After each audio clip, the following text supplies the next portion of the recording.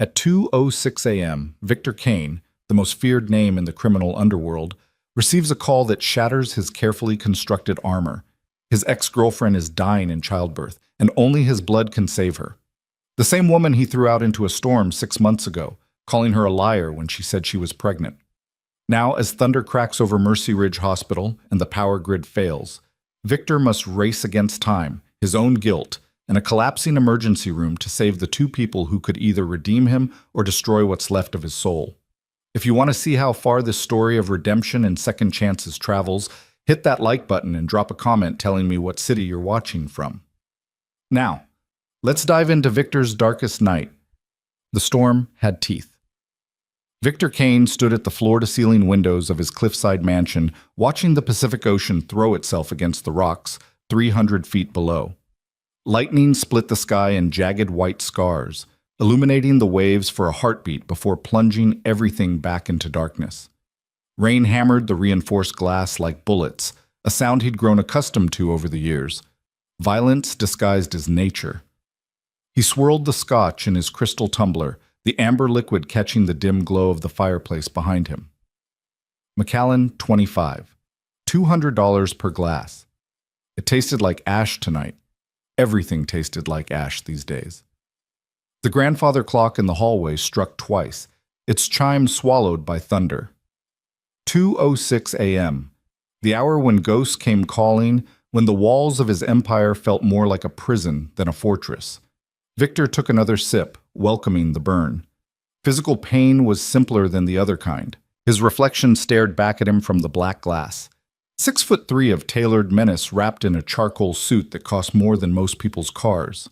Dark hair swept back from a face that had been called handsome by women who didn't know better, and terrifying by men who did. At 38, Victor Kane had built an empire on fear, respect, and the kind of ruthlessness that made grown men check under their beds at night. But empires, he'd learned, were cold company. His phone vibrated on the marble side table, the sound barely audible over the storm. Victor ignored it. Calls at this hour were always business, and tonight he wanted nothing to do with the network of corruption, violence, and money laundering that formed the backbone of his organization. Tonight, he wanted to drink expensive scotch and pretend he was someone else. The phone vibrated again. Then again. Victor's jaw tightened. Whoever was calling had a death wish or information important enough to risk his wrath. He crossed the room in 3 strides, his Italian leather shoes silent on the Persian rug, and snatched up the phone. Unknown number. His first instinct was to hurl the device into the fireplace and watch it melt. Instead, some impulse he didn't understand made him answer. "You have 30 seconds to explain why you're still breathing." His voice was a low rasp, honed by decades of delivering threats he always kept. "Mr. Kane?" The voice on the other end was female, young, shaking slightly.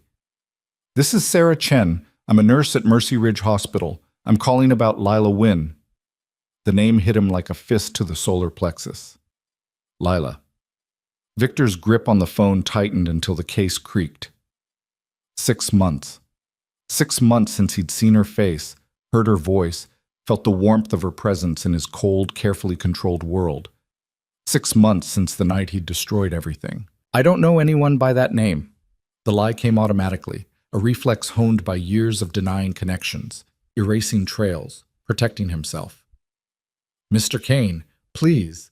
The nurse's voice cracked with urgency. "She listed you as her emergency contact. She's in labor, and there are complications, serious complications." The scotch tumbler slipped from Victor's fingers, shattering on the hardwood floor. Amber liquid spread across the wood like blood, and he didn't even notice. "What kind of complications?" The words came out strangled, barely recognizable as his own voice. "She's hemorrhaging. We've tried everything, but her blood type is AB negative. It's rare, less than 1% of the population. Our supply is critically low because of the storm. Roads are flooded, the blood bank can't get through, and she's losing too much too fast." Victor's mind raced, each thought a bullet point of horror. Lila. In labor. Dying. "What do you need?" He was already moving toward the door, grabbing his keys from the entry table. "We ran her file through the National Donor Registry for compatible matches in the area. Your name came up, Mr. Kane. You're AB negative too. You might be the only chance she has. The room tilted. 6 months ago, Victor had stood in the doorway of this very mansion and watched Lila walk away into a storm just like this one. She'd been soaked to the bone, mascara running down her cheeks, one hand pressed to her stomach as she delivered the news that should have filled him with joy. I'm pregnant, Victor. It's yours. And he, in his infinite wisdom and paranoia, had called her a liar. You think I'm stupid? He'd laughed, the sound cruel and sharp. You think you can trap me with some fake pregnancy? How much did my enemies pay you, Lila? How much was I worth? She'd stood there, rain plastering her dark hair to her skull, those enormous brown eyes pleading with him to see the truth. Victor, please. I love you. I would never... Get out. He'd cut her off with 2 words, cold and final as a grave. Get out of my house, and if you ever contact me again, I'll make sure you regret it. She'd left without another word, disappearing into the storm like a ghost. And Victor, satisfied that he'd protected himself from another gold digger, another trap, had poured himself a drink and tried to forget the way she'd looked at him. Not with anger, but with a heartbreak so profound it had made something in his chest crack. He'd told himself he'd done the right thing, cut the problem off before it could grow, eliminated a threat. But every night since, he'd seen her face in his dreams, heard her voice breaking on his name, felt the phantom weight of what he'd thrown away. Now she was dying, and the child, his child, a voice whispered in the back of his mind, was dying with her. I'm on my way. Victor's voice was steel wrapped in ice. Keep her alive. Whatever it takes, keep her alive until I get there. Mr. Kane, the storm, I don't care if the sky is falling, I'll be there in 20 minutes. He ended the call and sprinted for the garage, his mind already calculating routes, probabilities, obstacles. The hospital was normally a 40-minute drive in good weather. Tonight, with the storm turning the coastal highway into a river and mudslide shutting down half the mountain roads, it might be impossible. Victor didn't believe in impossible. The garage housed a collection of vehicles that could fund a small country, Lamborghinis, Ferraris, a bulletproof Escalade for business meetings that might turn violent. Tonight, he grabbed the keys to the Range Rover, the only vehicle with the clearance and weight to handle flooded roads. Thunder cracked overhead as he peeled out of the driveway, the mansion's security gate swinging open automatically. Rain attacked the windshield with savage intensity, the wipers struggling to keep up. Victor pushed the accelerator down, the powerful engine growling as the SUV launched into the storm. The coastal highway was a nightmare of water and debris. Waves crashed over the guardrail, sending spray across the asphalt. Wind buffeted the Range Rover, trying to shove it toward the cliff edge. Victor held the wheel in a death grip, his knuckles white, his jaw clenched so hard his teeth ached. Images flashed through his mind with every lightning strike. Lila laughing at one of his rare jokes, her whole face lighting up like sunrise. Lila curled against him on the couch, her small body fitting perfectly into the spaces his sharp edges left behind. Lila whispering that she loved him, her fingers tracing the scars on his chest, evidence of a violent life she'd never questioned, never condemned. Lila standing in the rain, heartbreak written in every line of her body as he'd sent her away. I'm an idiot, Victor snarled to the empty vehicle. A paranoid, broken, worthless. A tree branch the size of a telephone pole crashed onto the road 50 feet ahead. Victor yanked the wheel, sending the Range Rover into a controlled drift that brought it inches from the guardrail. Metal shrieked against metal, sparks flying, and then he was through, accelerating again. His phone rang. Sarah Chen's number. Talk to me. Victor didn't take his eyes off the road. Mr. Kane, where are you? The nurse's voice was tight with barely controlled panic. 15 minutes out. What's her status? Not good. The bleeding is getting worse and the baby's heart rate is dropping. Dr. Reeves wants to do an emergency C-section, but without more blood on hand, she might not survive the procedure. Victor's foot pressed harder on the accelerator. The speedometer climbed past 80, past 90. Suicidal in these conditions. But suicide was preferable to arriving too late. Tell Dr. Reeves to prep for the C-section. I'll be there, and they can take whatever they need from me. Mr. Kane, you don't understand. The amount of blood she's losing, even with you as a donor, there's no guarantee. Then we make our own guarantees. Victor's voice could have cut diamond. Is Marcus Reeves still the head of surgery there? A pause. Yes, but tell him Victor Kane is coming, and I expect the best care money can buy. Tell him I'm funding a new surgical wing if this goes well, and burning the hospital to the ground if it doesn't. Make sure he understands I'm not speaking metaphorically. Mr. Kane, I don't think threats... They're not threats, Ms. Chen. They're promises. Now tell me everything I need to know about her condition. As the nurse ran through the medical details, placental abruption, severe hemorrhaging, fetal distress, Victor's mind shifted into the cold, calculating mode that had kept him alive through 2 decades of gang wars and power struggles. This was a problem. Problems had solutions. He just had to find the right combination of resources, pressure, and ruthlessness. The hospital appeared through the rain like a fortress of light, its windows glowing against the black sky. Victor barely slowed as he entered the parking lot, the Range Rover hydroplaning through 6 inches of standing water before he slammed it into a parking spot reserved for doctors. He was out of the vehicle before the engine stopped, running toward the emergency entrance. The automatic doors parted, and Victor Kane, crime lord, killer, architect of an empire built on blood and fear, entered Mercy Ridge Hospital looking like a drowned animal. Water poured off his expensive suit, his hair plastered to his skull, his gray eyes wild with an emotion he'd spent years learning to suppress. Terror. Pure, undiluted terror. A security guard moved to intercept him, taking in the wild appearance and probably assuming he was drunk or dangerous or both. The guard was a big man, ex-military by the look of him, with the kind of build that suggested he could handle trouble. Victor had crushed bigger men for lesser reasons. "Sir, you can't," the guard began. "Lila Wynn, where is she?" Victor's voice was a whip crack that made the guard actually step back. "Sir, if you don't calm down, I'll have to..." Victor's hand shot out, grabbing the guard's radio before he could call for backup. "Listen very carefully. My name is Victor Kane. The woman upstairs is dying along with my child. You can either tell me where she is right now, or you can try to stop me and spend the rest of your life regretting it. Choose." Something in Victor's eyes, some glimpse of the abyss that lived inside him, made the decision for the guard. "3rd floor, labor and delivery. But you'll need..." Victor was already moving, leaving the guard stammering behind him.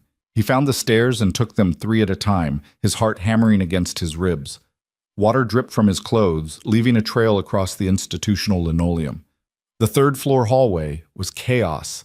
Nurses rushed between rooms, their scrubs rumpled from long shifts. Machines beeped in discordant symphony. Somewhere, a woman screamed, the primal sound of bringing life into the world. The lights flickered, once, twice, and Victor's blood turned to ice. A young woman in blue scrubs spotted him, her eyes widening. "Mr. Kane? Sarah Chen?" She nodded, already moving toward him. "This way. We don't have much time." Sarah led him through a maze of corridors, her sneakers squeaking on the polished floor. Victor followed, his mind cataloging everything. Exit routes, security cameras, the locations of potential obstacles if things went sideways. Old habits died hard. They stopped outside a door marked Operating Room 3, Prep. Through the window, Victor could see a flurry of activity, doctors, nurses, machines. And there, on the table, small and pale, and so terribly fragile, was Lila. His heart stopped. She looked like a broken doll, her dark hair spread across the pillow, her skin the color of old parchment. An oxygen mask covered her nose and mouth, fogging with each shallow breath. IVs snaked into both arms, pumping fluids into her faster than her body could lose them. A fetal monitor showed an erratic heartbeat, too fast, too weak. Victor's hand pressed against the glass, his breath fogging the window. "How bad?" he asked, his voice barely above a whisper. "Bad." Sarah didn't sugarcoat it. "The placental abruption is severe. The baby is in distress. Every minute we wait increases the risk of losing them both, but Dr. Reeves won't operate without more blood on hand. Your arrival might just..." The lights flickered again, longer this time. 3 seconds of darkness before the backup generators kicked in with a mechanical groan. "The storm knocked out the main power grid," Sarah explained, her voice tight. We're running on generators, but they're old. And with the load from the equipment, how old? Victor's mind was already racing ahead, seeing problems, calculating solutions. 15 years. They're due for replacement next year, but budget cuts. I'm making a call. Victor pulled out his phone, scrolling through contacts until he found the one he needed. The call connected on the first ring. Kane. The voice on the other end was gravelly, suspicious. It's 2 a.m. Dimitri, I need a favor. Favors from you usually end with someone in the hospital. Funny you should mention that. I'm at Mercy Ridge right now. Their generators are failing and I need mobile power hospital grade capable of running a full surgical suite. How fast can you get it here? A pause. In this storm? Even if I had that kind of equipment, you do. You stole it from that medical supply convoy 6 months ago. I saw the inventory report. Dmitry Volkov, arms dealer and general merchant of anything illegal, sighed. You're going to owe me for this, Kane. Name your price. The West Side Territory. Full control, no interference. Victor didn't hesitate. Done. Get it here in 30 minutes, and I'll throw in the protection rackets too. 20 minutes. And Kane, whatever is going on, I hope it's worth giving away half your empire. The call ended. Victor turned back to Sarah, who was staring at him with wide eyes. What did you just do? She asked. Ensured we don't lose power mid-surgery. Now, what do you need from me? Sarah seemed to shake herself back to professional mode. Blood work, medical history, consent forms. Skip the forms. Take my blood. Run whatever tests you need, and get me into that room. Mr. Kane, there are protocols. Miss Chen. Victor's voice dropped to the lethal quiet that made his enemies flee. The woman in that room is dying because I was a paranoid fool. That child she's carrying exists because I was too arrogant to believe she could love me without an ulterior motive. I threw her out into a storm and spent 6 months telling myself I'd dodged a bullet. Now she's on a table fighting for her life, and I will move heaven, earth, and every law in this hospital to save her. So you can either help me or get out of my way. Sarah held his gaze for a long moment, then nodded. Follow me. She led him to a small room where a lab tech was waiting with needles and vials. Victor shrugged out of his soaking jacket and rolled up his sleeve without being asked. The tech tied off his arm, found a vein, and inserted the needle with practiced efficiency. This will take 15 minutes to process, the tech said, drawing multiple vials of dark red blood. You have 10. Victor's tone left no room for argument. As the tech scurried away with the samples, Sarah handed Victor a set of scrubs. You'll need to change, and Dr. Reeves will want to speak with you before we proceed. Victor changed in the bathroom, the movements mechanical. The scrubs were too small, stretching across his broad shoulders, but they were clean and dry.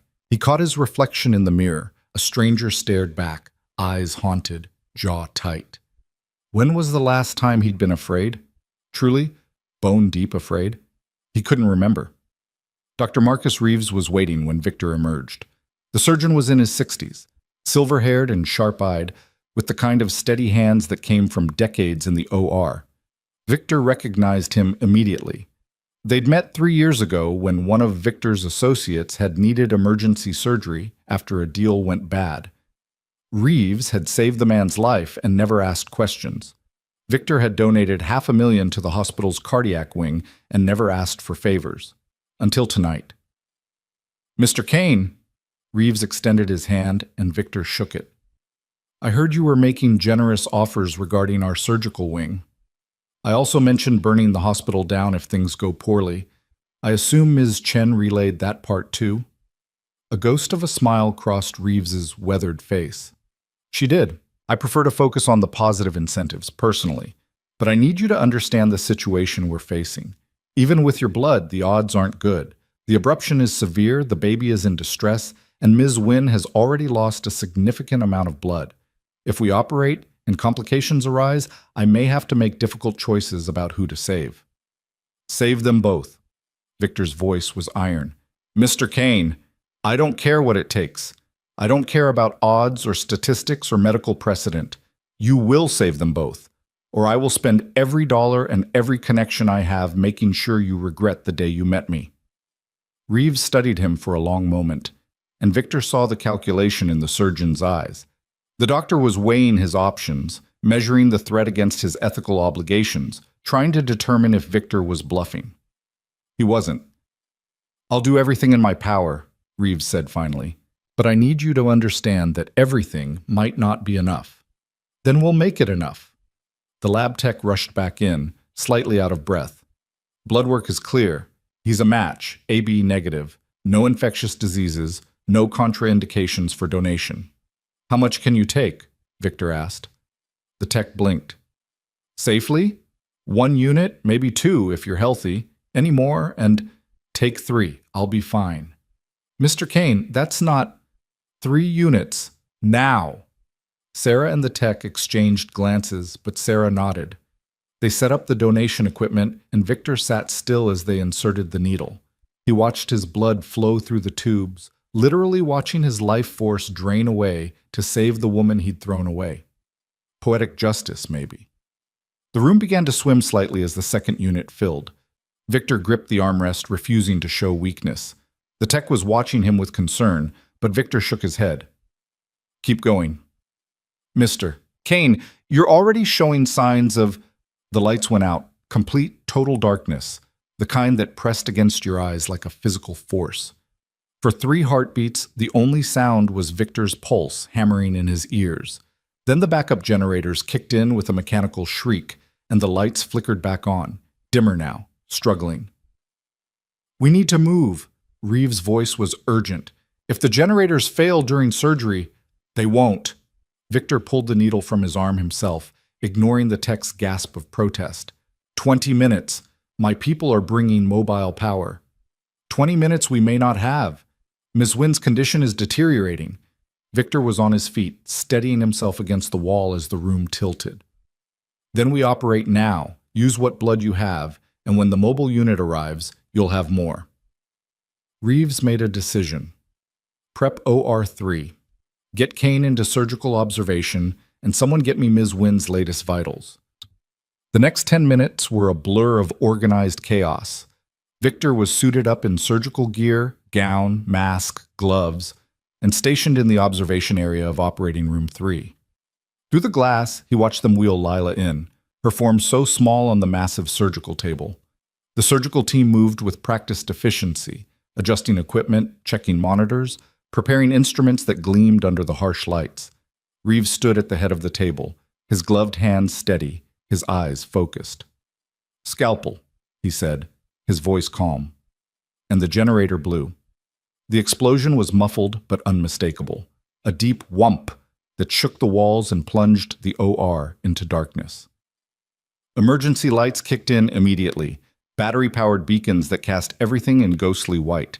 Then the alarms started, machines screaming, monitors flatlined into that terrible sustained note that Victor would hear in his nightmares for the rest of his life. Through the chaos, through the shouts of the medical staff, he heard it, the sound of Lila's heart stopping.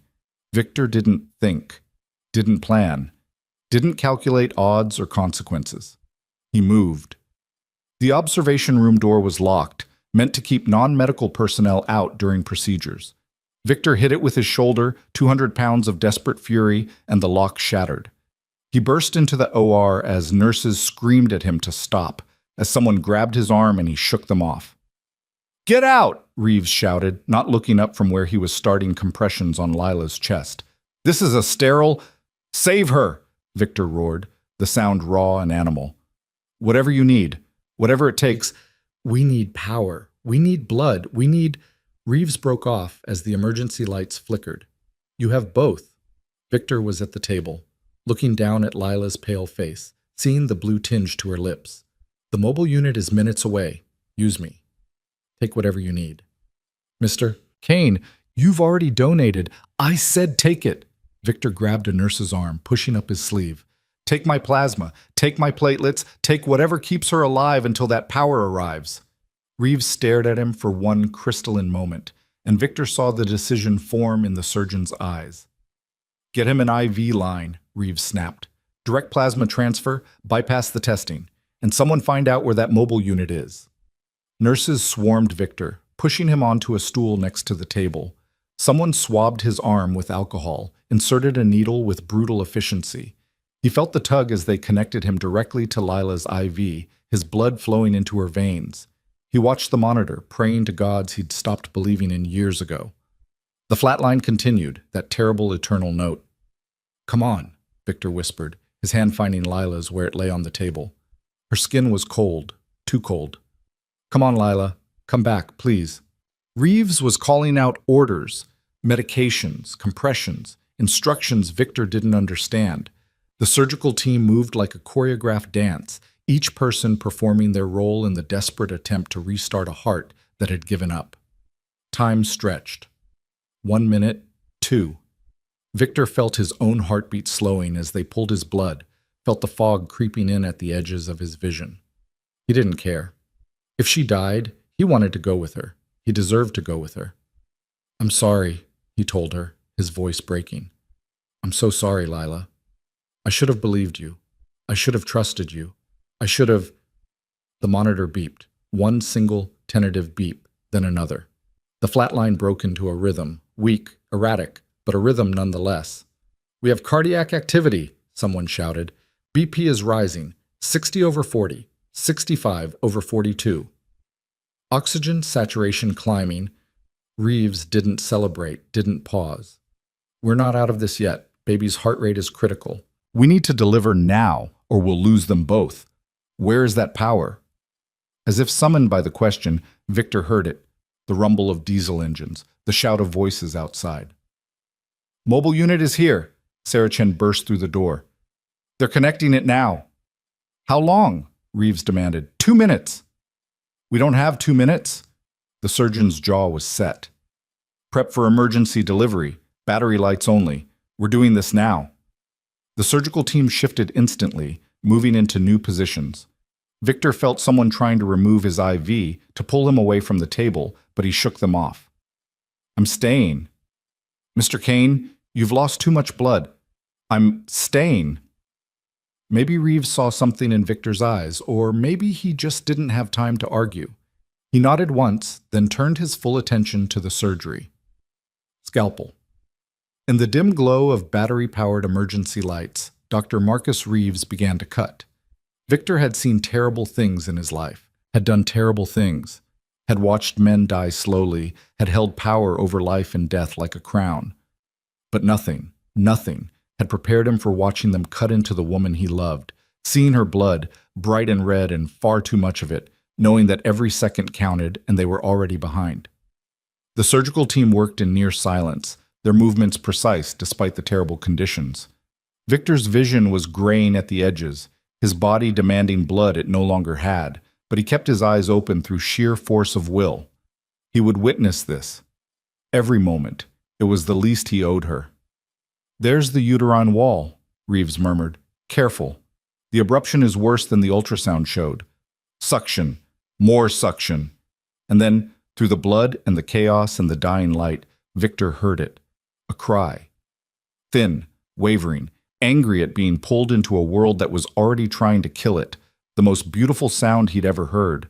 "It's a boy," someone said, and Victor watched through blurring vision as they lifted a tiny, blood-covered creature into the light. 7 pounds, 3 ounces. Apgar score of... The lights blazed back to life. The mobile generator had connected, sending power surging through the hospital. Monitors sprang back to life, machines hummed, the OR transformed from a desperate battlefield into a proper surgical suite in an instant. "Thank God," Reeves breathed. Then louder, "Get that baby to NICU, and someone get more blood up here. We're not done yet." They whisked the baby away, and Victor tried to follow with his eyes but couldn't make his head turn. He was so tired, so cold. His hand was still holding Lila's, and he gave it the gentlest squeeze. "We have a son," he whispered to her unconscious form. "We have a son, Lila, and I swear on everything I am, I'm going to be better for him, for both of you." The last thing Victor saw before the darkness claimed him was the monitor above Lila's head, showing a heartbeat that was growing stronger. Then the world went black, and Victor Kane, crime lord, king of shadows, architect of empires, collapsed beside the table, his blood inside her veins, his promise hanging in the air like a prayer. Victor woke to the smell of antiseptic and the steady beep of monitoring equipment. His head felt like it had been stuffed with cotton, his mouth dry as sand. Every muscle in his body ached with the deep, bone-weary exhaustion that came from pushing past human limits. For a moment he couldn't remember where he was or why everything hurt. Then it all came rushing back. The storm, the hospital, Lila's pale face on the surgical table, the tiny cry of a newborn breaking through chaos. His eyes snapped open.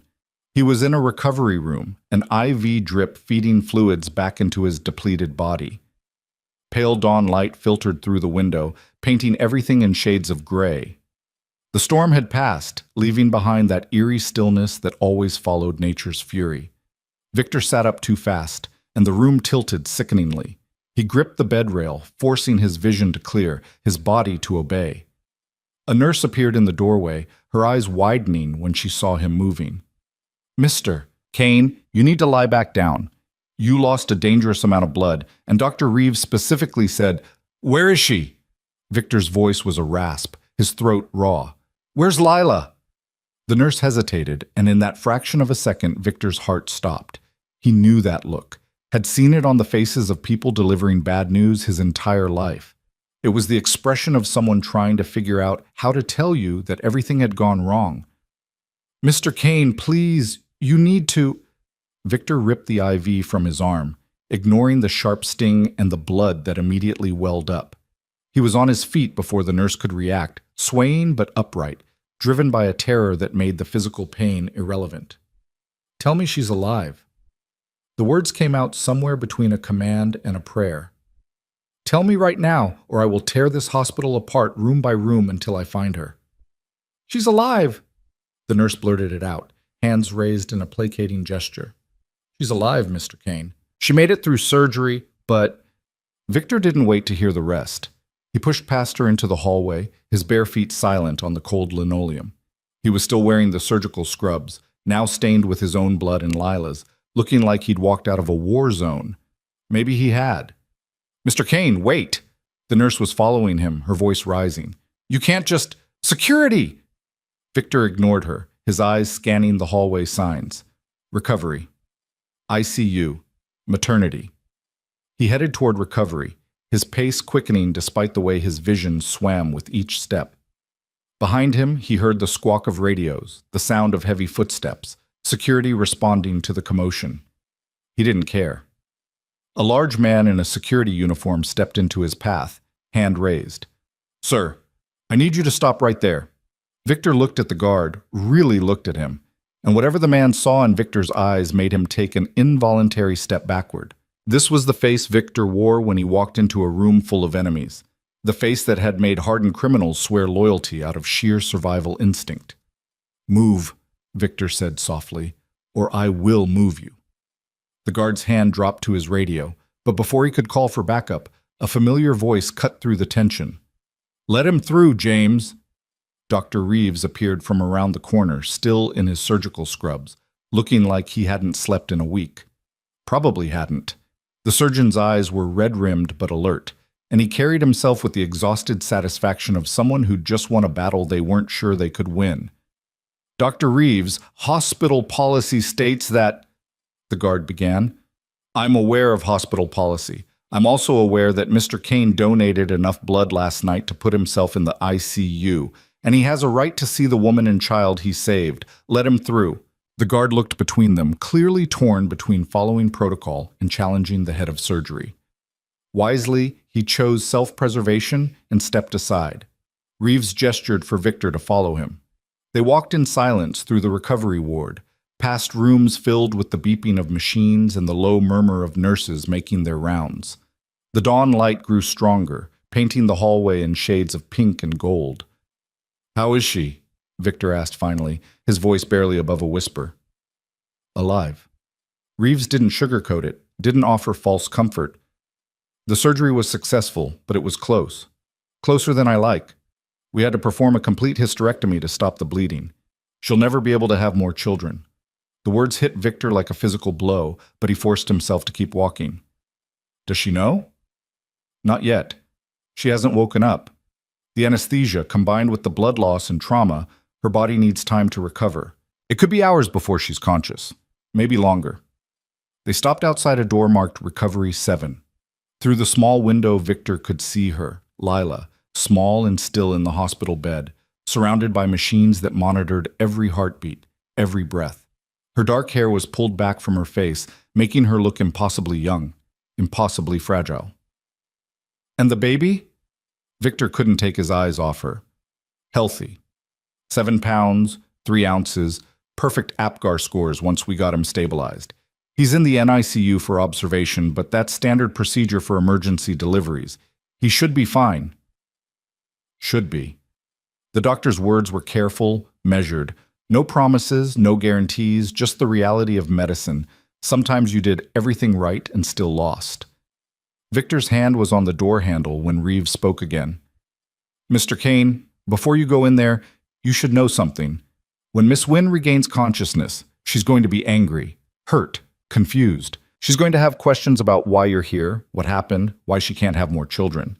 And she's going to be vulnerable in a way that makes people say and do things they might not mean. Victor looked at the surgeon, saw the warning in the older man's eyes. I'm not here to manipulate her, Victor said quietly. I'm here because I owe her the truth, and an apology she'll probably never accept. Good. Reeves nodded once. Because if you hurt that woman again, donation or no donation, I'll make sure you regret it. Victor almost smiled. Almost. Get in line, doctor. He pushed open the door and stepped inside.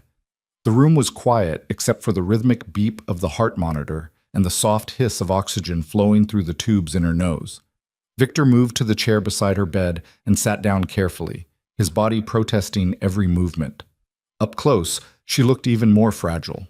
Her skin was pale, almost translucent, with dark circles under her eyes that spoke of months of stress he'd caused.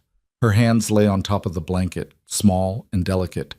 The fingers he'd once watched paint beautiful landscapes on canvas, now connected to IVs. Victor reached out, hesitated, then gently took her hand in his.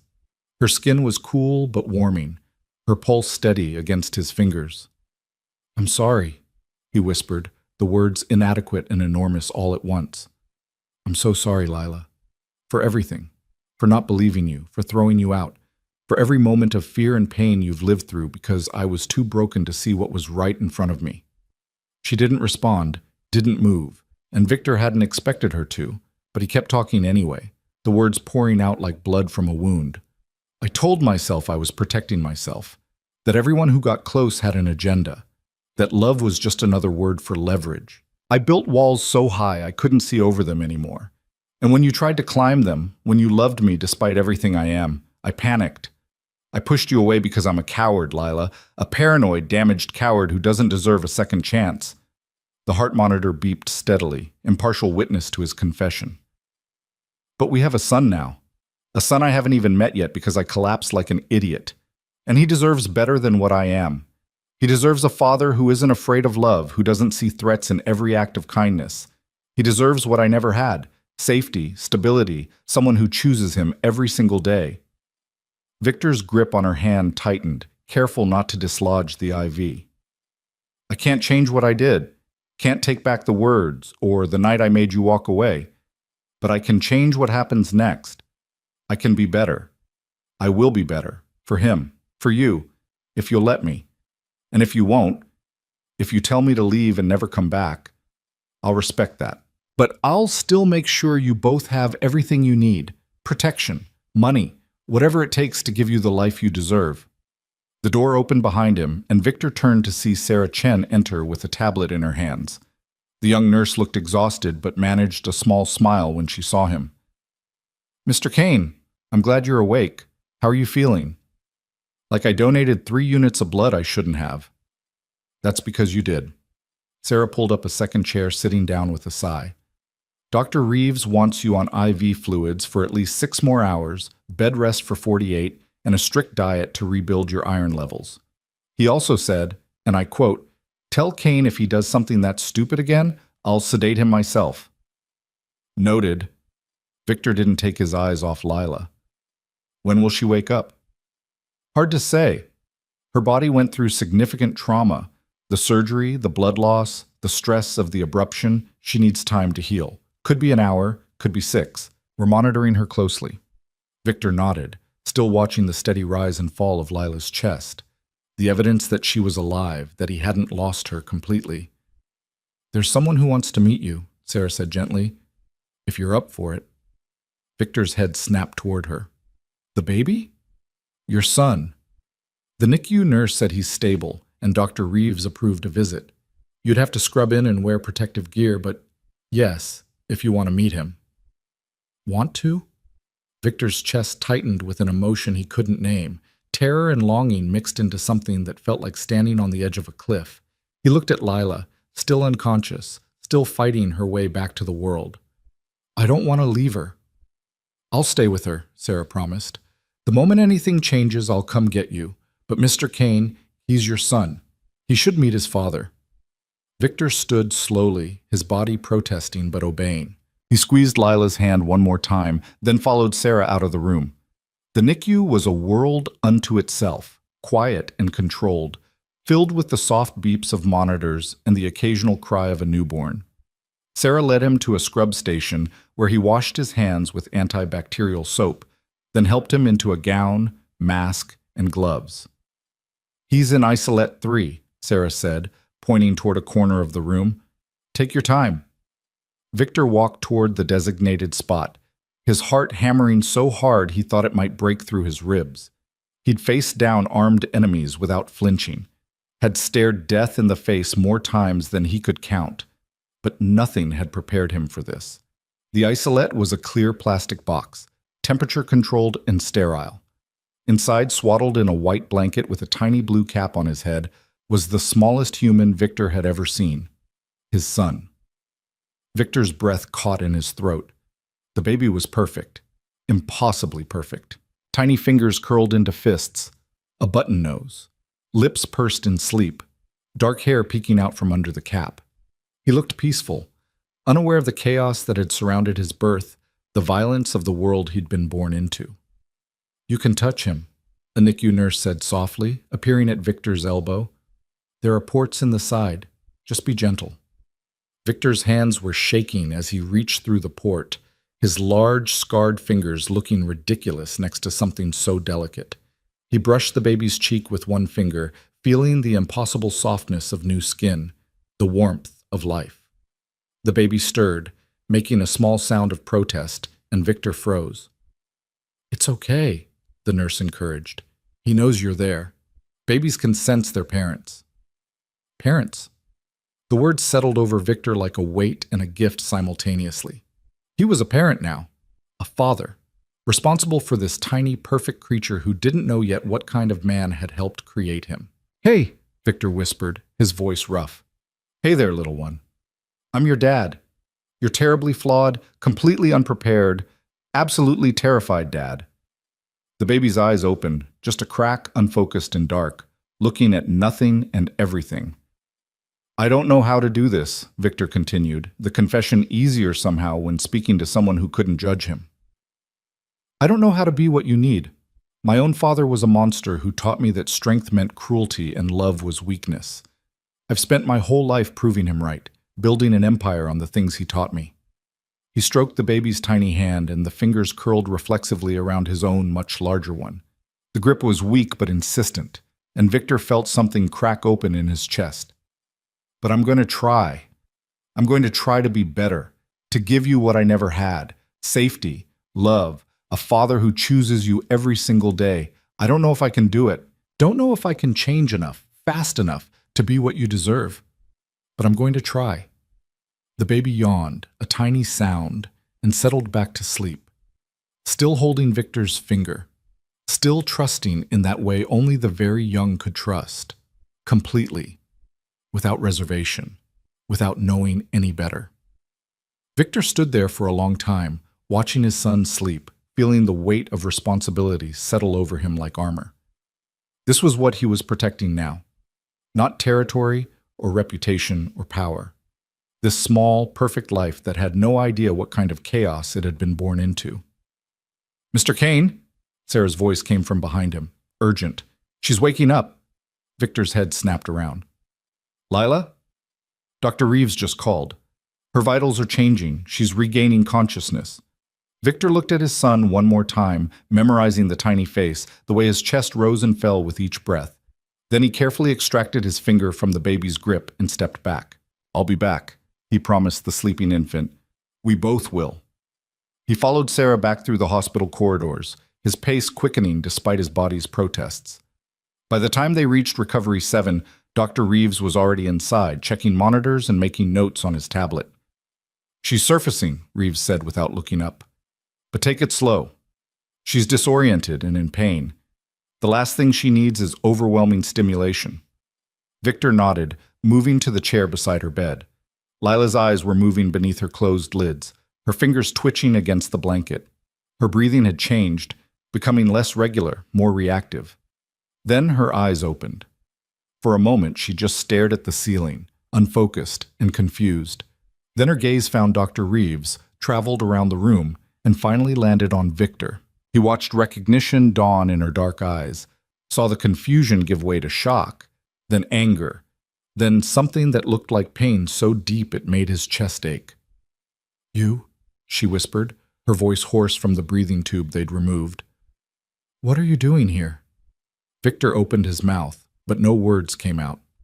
What could he possibly say that would make any of this better? Lila tried to sit up, gasped at the pain, and fell back against the pillows.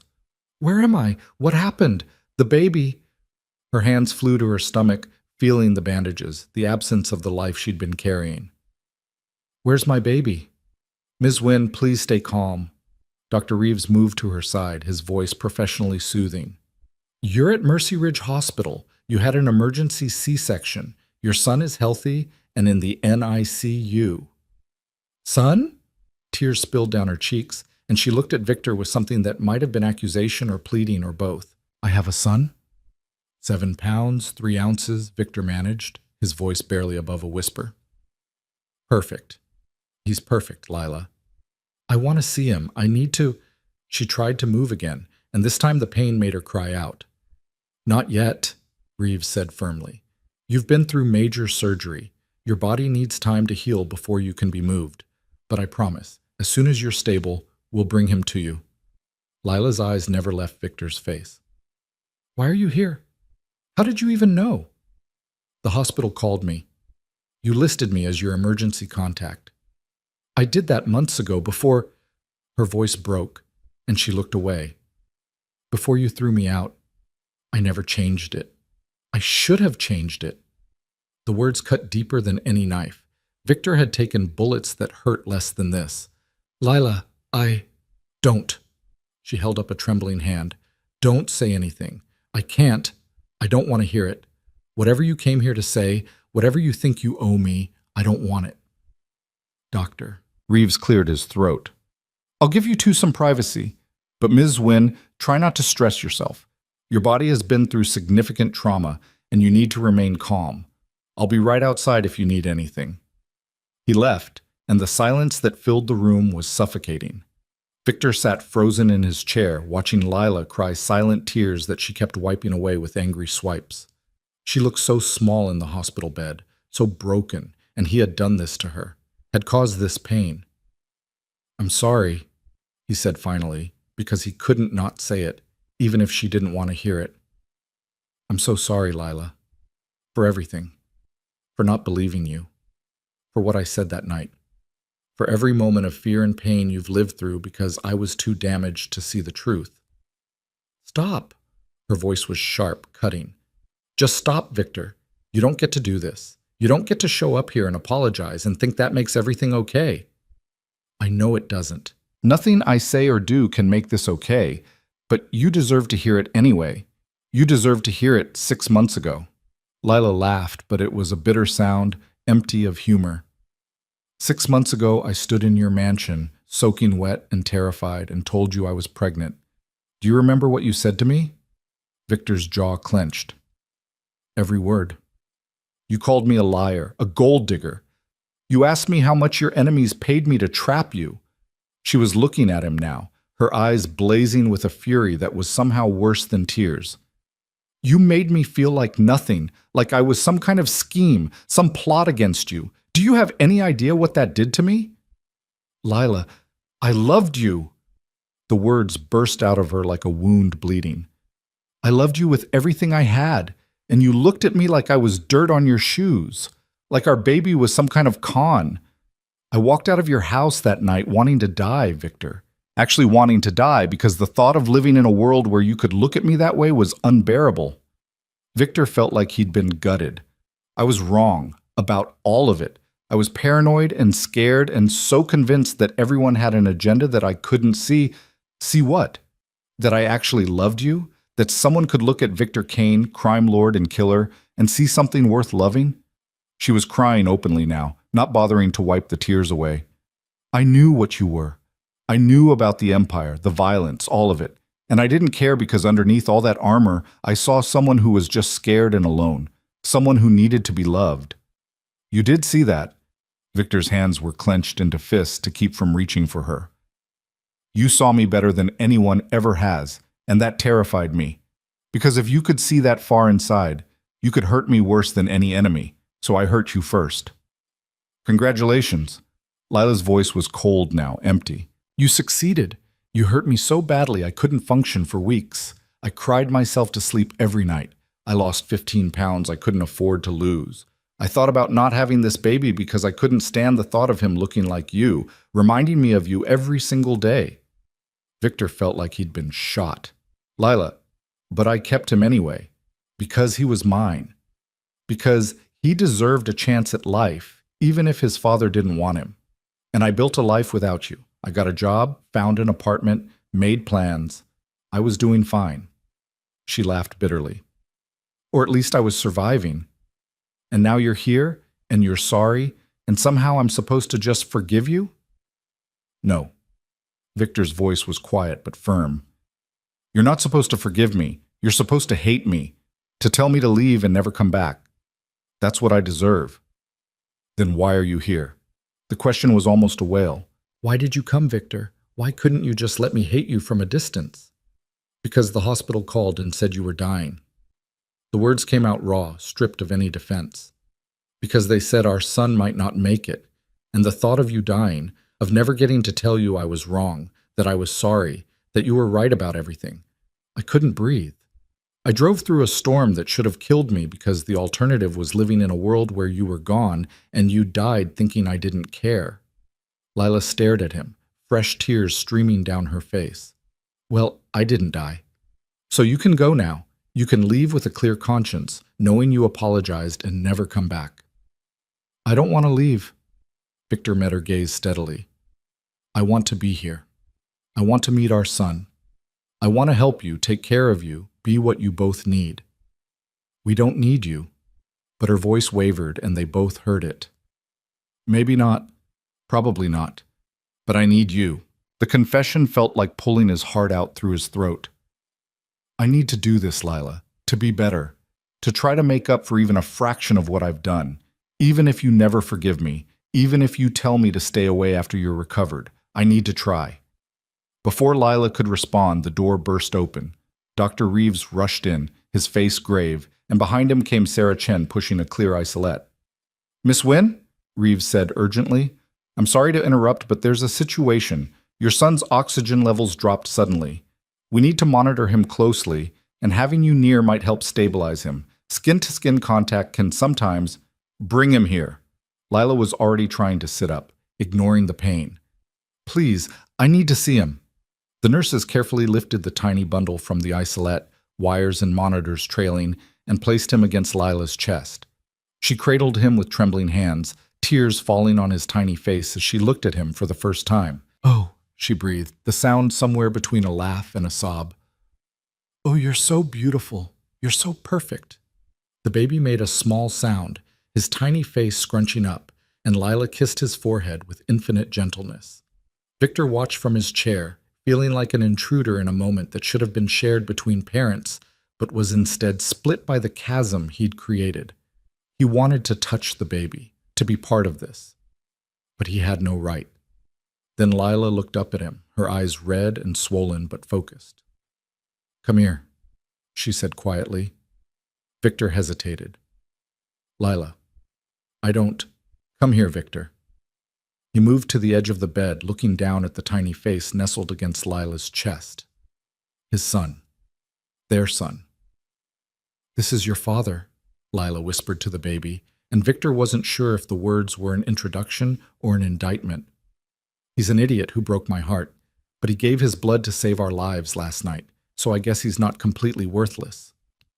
Victor's throat was so tight he couldn't speak. He watched the baby's chest rise and fall, saw the monitors stabilizing as the infant responded to his mother's touch. I can't forgive you, Lila said, not looking at Victor. Not yet. Maybe not ever. What you did, how you made me feel, that doesn't just go away. I know. But this baby deserves a father. A real father, not just money and protection from a distance.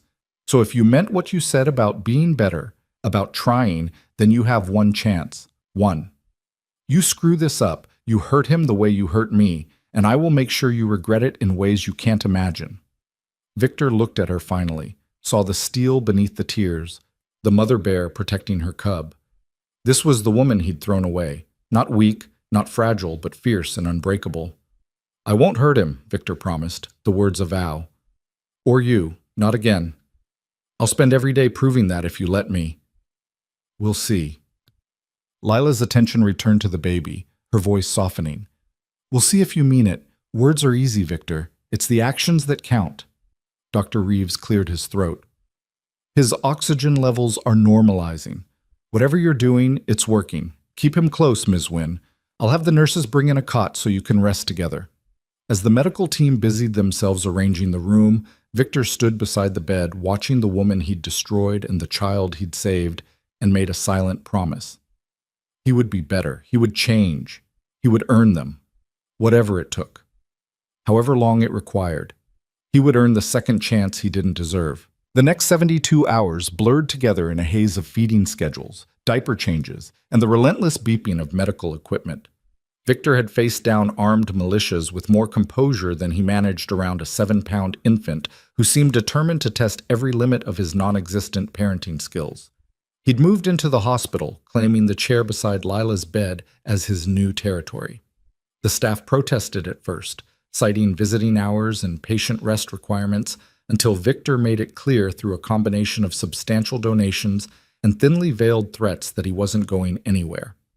Dr. Reeves eventually intervened, deciding that having Victor present and cooperative was preferable to having him cause problems from outside.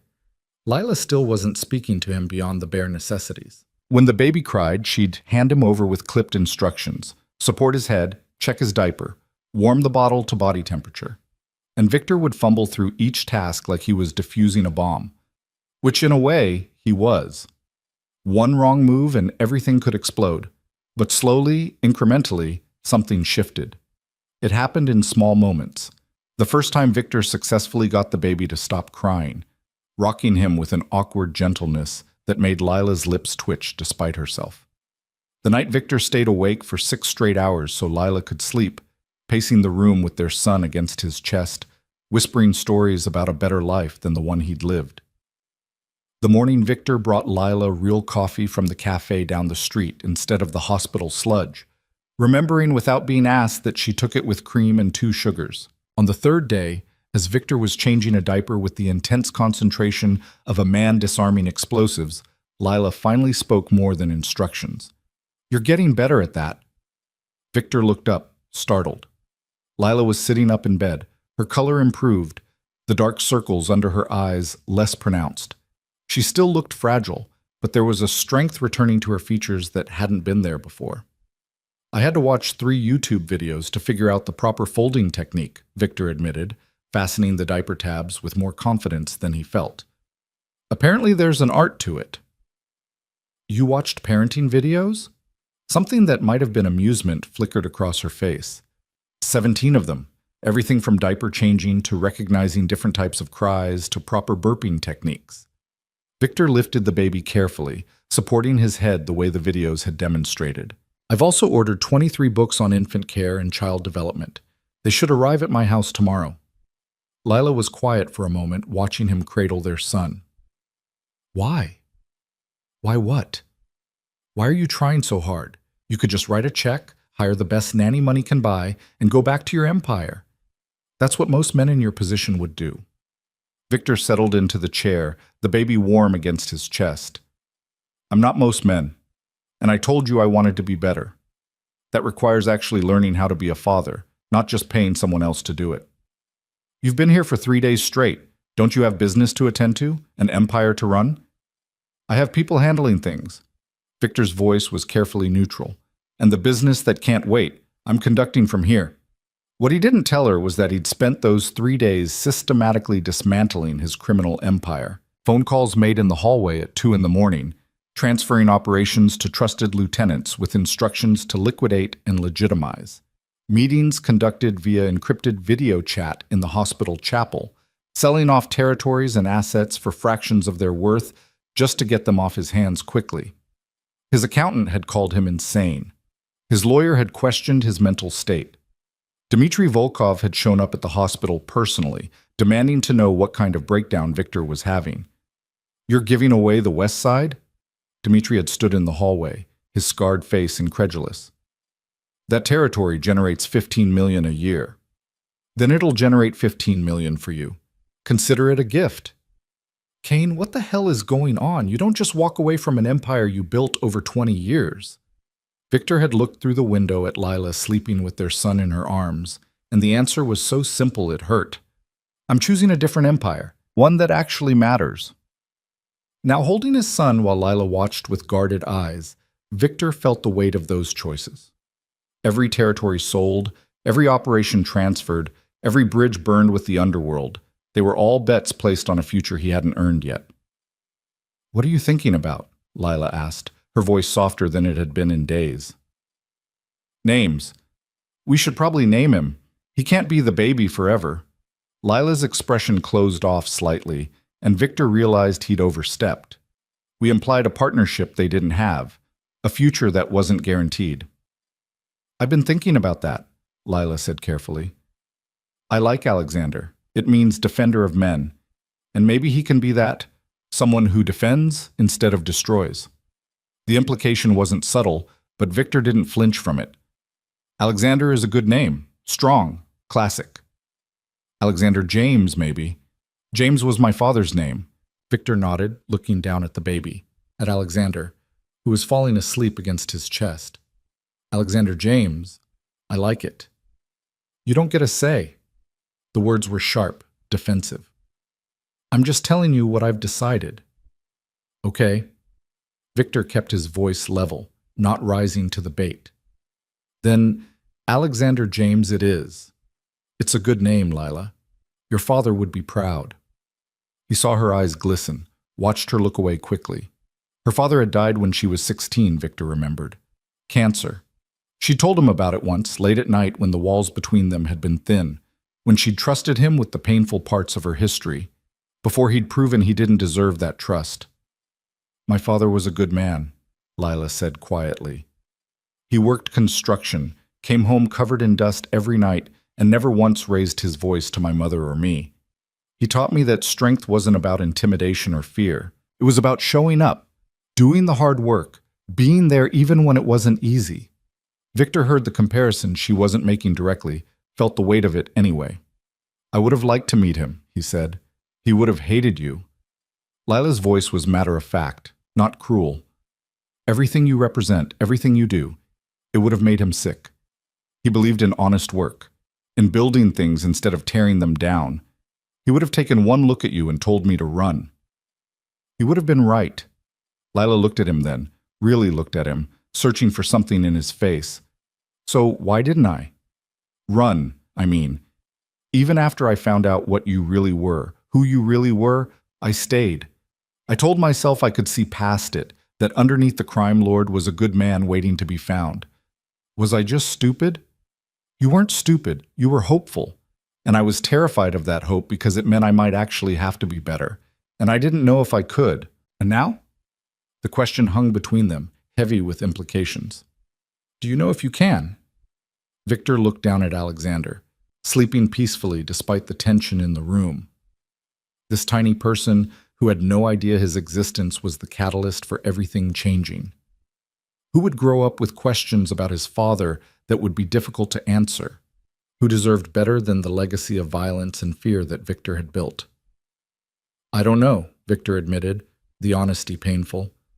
"I don't know if I can be what he needs, what you need. But I'm going to try, Lila. Every single day, I'm going to try."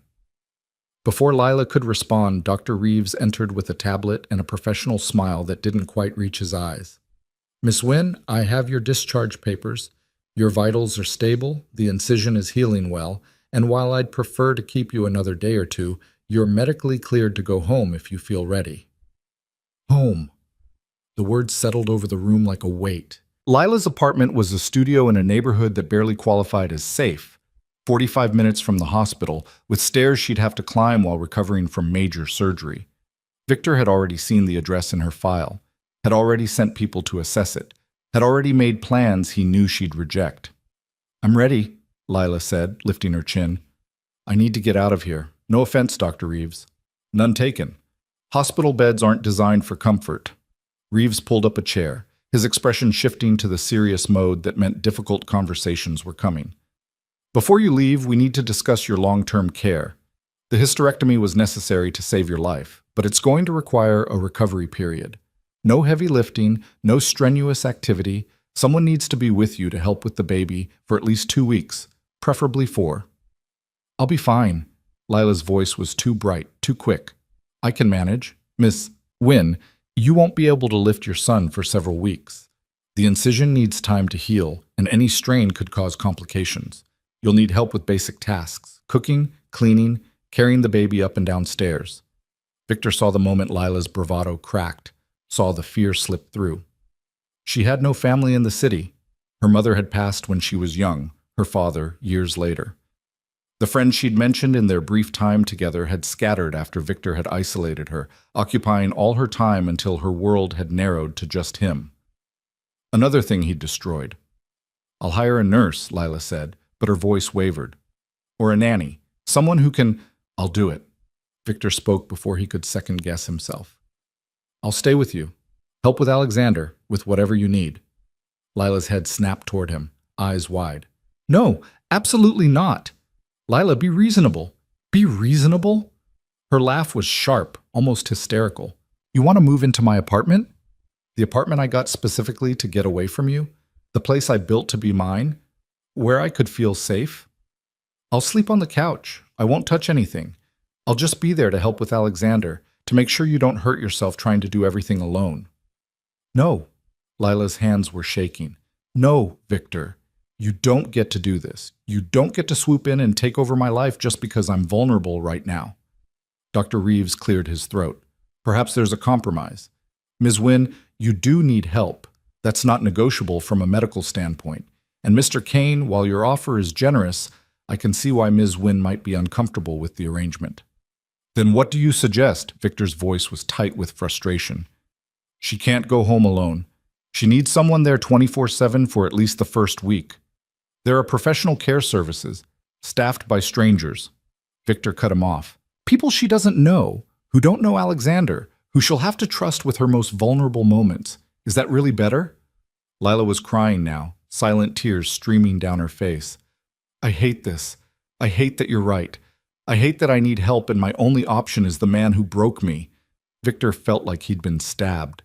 "Lila, don't." She held up a hand, wiping her tears with angry swipes. "Just don't.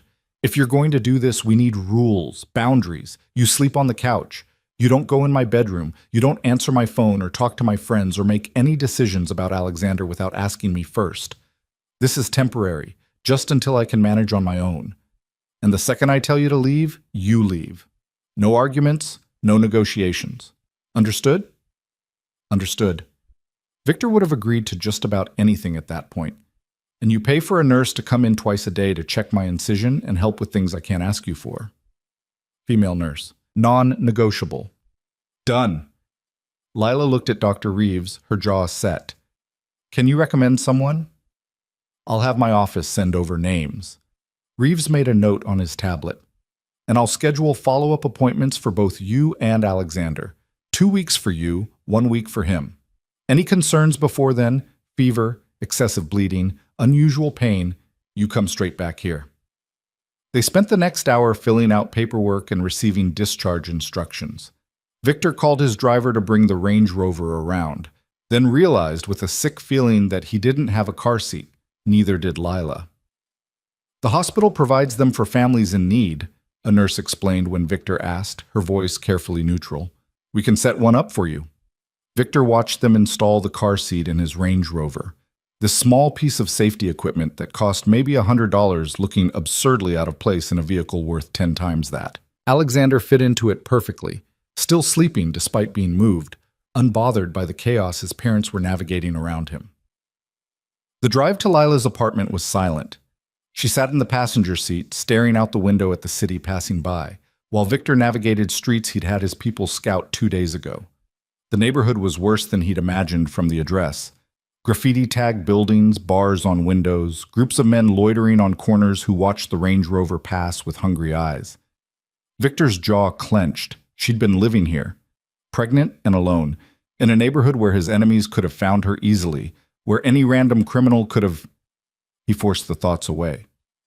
What was done was done. All he could control was what happened next. Lila's building was a 4-story walk-up with a broken front door and a lobby that smelled of mildew and old cooking. Victor carried the car seat with Alexander while Lila walked slowly ahead, one hand pressed to her incision, her breathing labored by the time they reached the 3rd floor. The apartment was exactly what Victor expected. Small, clean, filled with secondhand furniture, and the kind of careful organization that came from having too little space and not enough money. A studio with a kitchenette in one corner, a bathroom the size of a closet, and a futon that served as both couch and bed. It's not much, Lila said defensively, moving to the futon and sitting down carefully. But it's mine. Victor set the car seat down gently, then looked around with the practiced eye of someone who'd spent decades assessing security vulnerabilities. No deadbolt on the door. Window locks that could be jimmied by a child. Thin walls that would broadcast every sound to neighbors who might or might not care about a woman's screams. We need to talk about security, he said. No, Lila's voice was firm. We need to talk about you staying in your lane. This is my home. These are my choices. Lila, the lock on your door wouldn't stop a determined teenager, and this neighborhood is all I can afford on a waitress salary. Not everyone has a mansion on a cliff, Victor. The barb hit home, as she'd intended. Victor crossed to the window looking out at the street below, where his Range Rover sat like a beacon, announcing wealth to anyone who cared to notice. It would be stripped within a week if he left it there.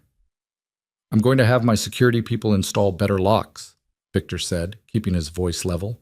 And cameras in the hallway. Nothing inside, nothing that invades your privacy, just basic security measures.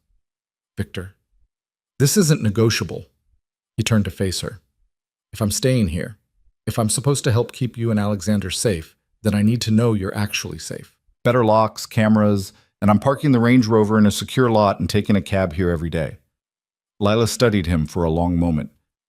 You really think this neighborhood is that dangerous? I think you're a woman alone with a newborn in a building where anyone can walk in off the street. Yes, I think it's dangerous. She looked away and Victor saw the admission in her averted eyes. She'd been scared too. Had probably been scared for months, every creak of the floorboards, every raised voice in the hallway, every night she'd spent alone wondering if someone would break in. Fine, she said quietly. Locks and cameras. But nothing else. No armed guards, no security team, nothing that makes my neighbors think I'm suddenly under protection. Why? They should know. Because I still have to live here, Victor. After you leave, after you go back to your life, I'll still be here. And if my neighbors think I have connections to someone like you, I'll be a target. The logic was sound, and it made Victor's chest tighten. She was planning for his absence, preparing for the day he'd walk away, because she still didn't believe he'd stay. Fair enough. He hadn't given her any reason to believe it. Alexander started crying then, the soft mewling building into a full-throated wail. Lila moved to get up, gasped at the pain, and Victor was already there, lifting the baby from the car seat. I've got him. What does he need? Probably hungry. There are bottles in the bag, formula powder in the canister. Mix it according to the directions. Warm it under hot water. Test it on your wrist before feeding. Victor followed the instructions with the same precision he'd once used to plan operations, measuring formula, warming the bottle, testing the temperature. By the time he sat down on the futon with Alexander in his arms, the baby was working himself into a proper rage, his tiny face red with indignation. "Here you go, angry little man." Victor guided the bottle to Alexander's mouth, watched the baby latch on with desperate hunger. "There we go. See? Life's not so bad." Lila watched them, her expression unreadable. "You're natural at this. I watched 17 videos, remember?" Still, most men would be panicking. Most men haven't had to stay calm while being shot at. Victor kept his eyes on Alexander, watching the baby's eyes drift closed as he fed. Perspective makes a screaming infant seem less terrifying. "Is that your life, being shot at?" Victor hesitated, knowing this was dangerous territory. "It was, past tense." "What does that mean?" "It means I'm making changes, stepping back from certain business activities, focusing on legitimate enterprises." "Because of him," Lila gestured to Alexander. "Because of both of you. Because I looked at what I was building and realized it was a legacy of violence I didn't want my son to inherit." Lila was quiet for a long moment. "You can't just walk away from that life, Victor. I know enough about your world to know it doesn't work that way. People don't let you just retire. They do if you make it worth their while. Transfer power, pay the right people, make sure your departure doesn't create a vacuum that leads to war. I've been doing this for 3 days now. Selling territories, liquidating assets, setting up my lieutenants to take over. You're dismantling your empire." It wasn't a question. "I'm building a different one where my son won't grow up wondering if his father will come home or end up dead in an alley." Lila's eyes were bright with unshed tears. 3 days ago, you would have laughed at someone saying that to you. You would have called them weak. 3 days ago, I hadn't held my son. Hadn't watched the woman I love almost die because I was too paranoid to believe she could actually care about me. Victor looked up from Alexander to meet her gaze. "People change, Lila. Not often and not easily, but they do. I'm trying to be one of them." "Don't," Lila's voice broke. "Don't say you love me. You don't get to say that anymore." "Fine. I won't say it." Victor looked back down at Alexander, who was finishing his bottle with contented sucking sounds. "But it's still true." The apartment fell into silence, broken only by Alexander's feeding noises. Victor could feel Lila's eyes on him, could sense the war happening inside her, between the hurt that wanted to push him away and the exhaustion that needed his help. Finally, she spoke. "The futon folds out into a bed. There are sheets in the closet, pillows in the same place.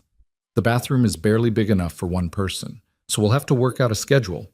There's not much food in the kitchen because I haven't been able to go shopping, and I can't cook right now anyway, so you'll have to handle meals." Victor nodded, committing each detail to memory. "I'll order groceries, stock the kitchen. What do you like to eat?" "I'm not picky, just nothing too heavy. My stomach's been sensitive since the surgery." "Understood. Anything else?" Lila wrapped her arms around herself, suddenly looking very small and very tired. "Yeah, don't make me regret this. Please, Victor. I'm trusting you with the most vulnerable moments of my life. Don't make me regret it." Victor stood carefully, Alexander still in his arms, and moved to the kitchenette to set up the bottle washing station. "I won't. I promise you, Lila. I won't." As the sun set outside the window, painting the shabby apartment in shades of gold, Victor Kane began the strangest chapter of his life. He'd commanded armies of criminals, controlled territories worth hundreds of millions, inspired fear in men twice his size. But nothing had prepared him for this. Learning to fold a futon into a bed, washing baby bottles with dish soap because he didn't know what else to use, ordering groceries from an app on his phone while Lila dozed on the bed and Alexander slept in his car seat. His phone buzzed with messages from his former world, Dmitri asking about final territory transfers, his lawyer questioning the sale of 3 waterfront properties, his accountant begging him to reconsider liquidating certain offshore accounts. Victor deleted them all. That life was over. This new one, messy and uncertain and terrifying in ways violence had never been, was beginning. He just hoped he could survive it, The first week passed in a blur of sleepless nights and small victories that felt monumental. Victor learned that 3 in the morning was when Alexander liked to scream loud enough to wake the entire building, that Lila took her coffee at exactly 6:15 each morning before the pain medication wore off, and that the sound of a grown woman crying in the shower because she couldn't wash her own hair without help was worse than any torture he'd ever witnessed. He learned to be invisible when Lila needed space and present when she needed help she was too proud to ask for. He learned that sometimes love meant standing outside the bathroom door while she struggled with basic tasks, ready to help, but not forcing his way in until she called for him. And he learned that the distance between them was measured not in feet, but in the thousands of small betrayals she couldn't forget. On the 8th day, Lila's incision started bleeding. Victor woke to her sharp intake of breath, the kind of sound that bypassed conscious thought and triggered every protective instinct he possessed. He was off the futon and across the small apartment before his eyes fully focused, finding Lila standing by the bed with her hand pressed to her abdomen, blood seeping through her fingers. "It just started," she said, her voice tight with pain and fear. "I got up to check on Alexander and felt something pull, and now—" "Sit down." Victor guided her back to the bed, his hands gentle despite the adrenaline flooding his system. "Let me see." Lila lifted her shirt with shaking hands, revealing the surgical incision that ran horizontally across her lower abdomen. The stitches on the left side had partially opened, blood welling from the wound in steady pulses. Victor's medical knowledge was limited to field dressing gunshot wounds and stopping bleeding long enough to get someone to an ER, but he knew enough to recognize this was bad. Not life-threatening yet, but it could become so if they didn't act fast. "I'm calling an ambulance," he said, already reaching for his phone. "No." Lila grabbed his wrist, her grip surprisingly strong. "No ambulance. The bill from the last hospital visit is already going to bankrupt me. Just, there's gauze in the bathroom cabinet. Press it against the wound, apply pressure, see if it stops." "Lila, this needs medical attention. Then call the nurse, the one who's supposed to come twice a day. She can look at it, tell us if we need to go to the ER. Lila's eyes were bright with unshed tears. "Please, Victor, I can't afford another emergency room visit." Victor wanted to argue, wanted to throw her over his shoulder and carry her to the Range Rover and damn the consequences. But he saw the fear in her eyes, not just of the bleeding, but of the debt that would follow. This was her reality, the one he'd left her to navigate alone while he'd sat in his mansion drinking expensive scotch. "Fine. But if the nurse says you need an ER, we're going. No arguments." He retrieved the gauze and medical tape, his hand steady as he cleaned the wound and applied pressure. Lila hissed in pain, her fingers digging into the mattress, but she didn't cry out. Victor had seen hardened soldiers show less composure. The nurse arrived 20 minutes later, a competent woman in her 50s named Margaret, who took one look at the wound and frowned. "This needs to be resutured. The internal stitches are holding, but the external ones have failed. You'll need to go back to the hospital." "How much will that cost?" Lila asked, and Victor heard the defeat in her voice. Margaret glanced at Victor, then back to Lila. "With insurance, probably a few hundred for the ER visit. Without insurance, could be a couple thousand."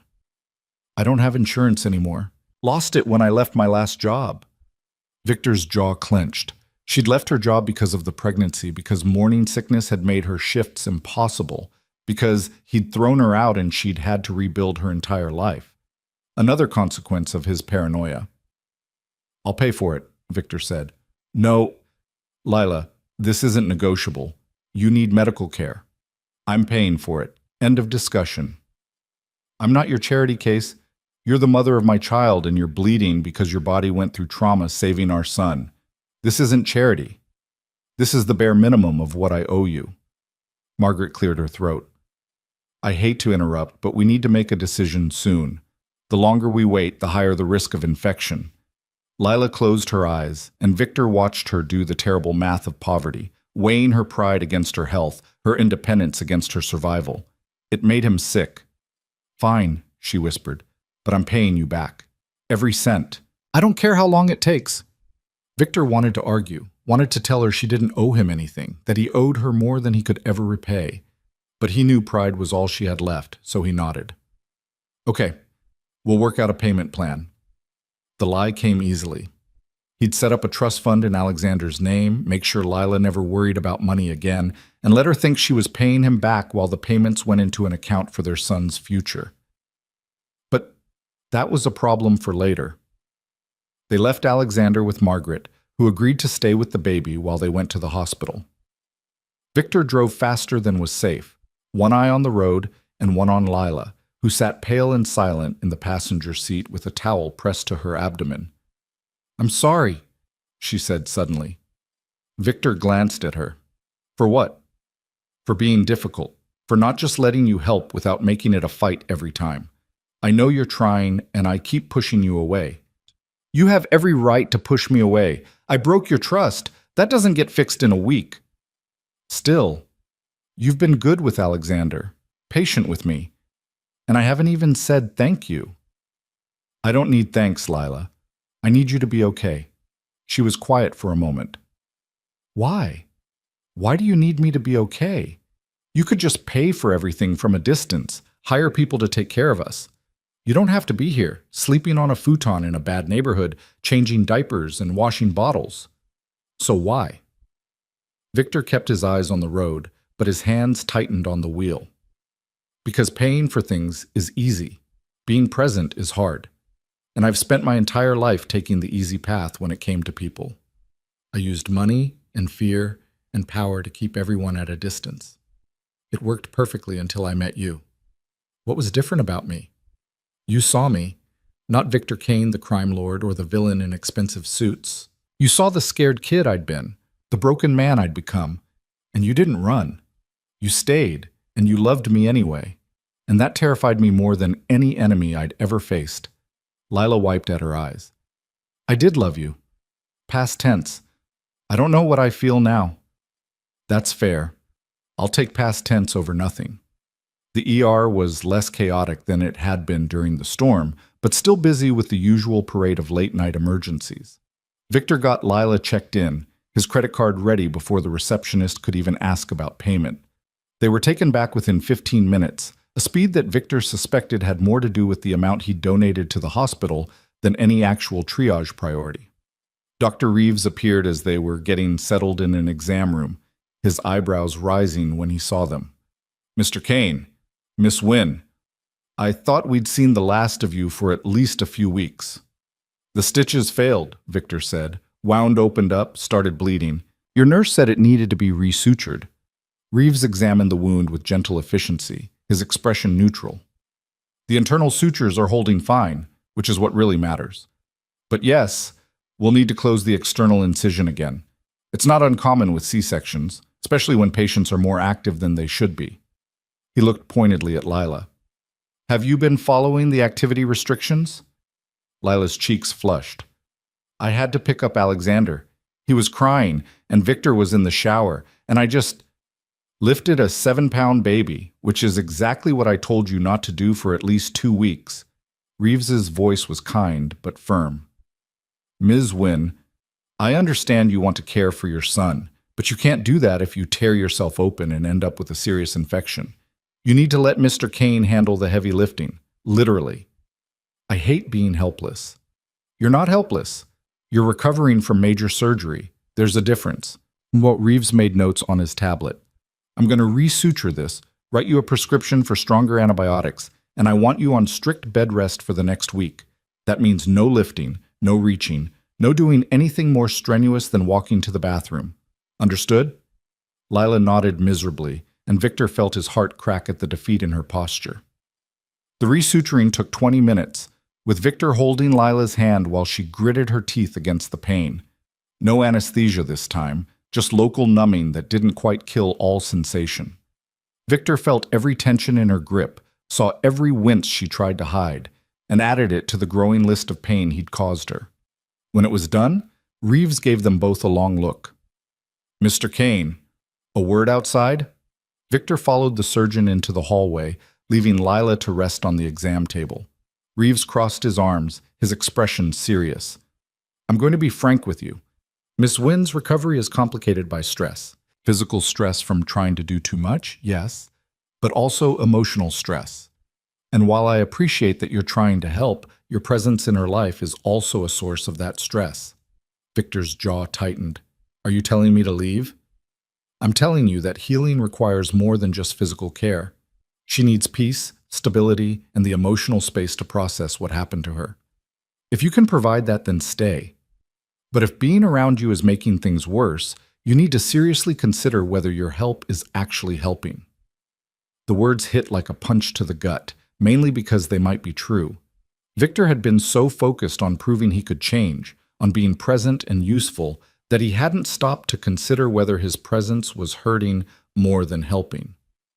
I'll talk to her, Victor said quietly. Let her decide. Good man. Reeves clapped him on the shoulder. For what it's worth, I think you're trying. I've seen a lot of men in my career who wouldn't even do that much, but trying isn't always enough. They drove back to the apartment in silence. Margaret reported that Alexander had been perfect, sleeping through most of their absence and only waking once for a bottle. Victor paid her double her usual rate and thanked her for staying late. When they were alone again, Victor helped Lila into bed, adjusting pillows and making sure she was comfortable. Alexander was asleep in his bassinet, the apartment quiet except for the usual nighttime sounds of the building. We need to talk, Victor said, sitting on the edge of the bed. Lila looked at him warily. That never leads anywhere good. Dr. Reeves thinks my being here might be making things worse for you, causing stress that's interfering with your recovery. He said that? Not in those exact words, but yes, and he might be right. I've been so focused on helping, on proving I can change, that I haven't really asked what you need, so I'm asking now. Do you want me to leave? Lila was quiet for a long moment, her fingers plucking at the blanket. I don't know. That's honest, at least. I hate that I need you, she said, her voice breaking. I hate that I can't take care of my own son without help. I hate that when I look at you, I see the man who destroyed me and the man who saved my life, and I can't reconcile those two people into something that makes sense. They're both me. The man who was so broken he hurt everyone who got close, and the man who's trying to be better. I can't erase the first one. I can only try to be the second one more often. But what if you can't? What if this is just temporary, and eventually you go back to being the Victor who throws people away when they become inconvenient?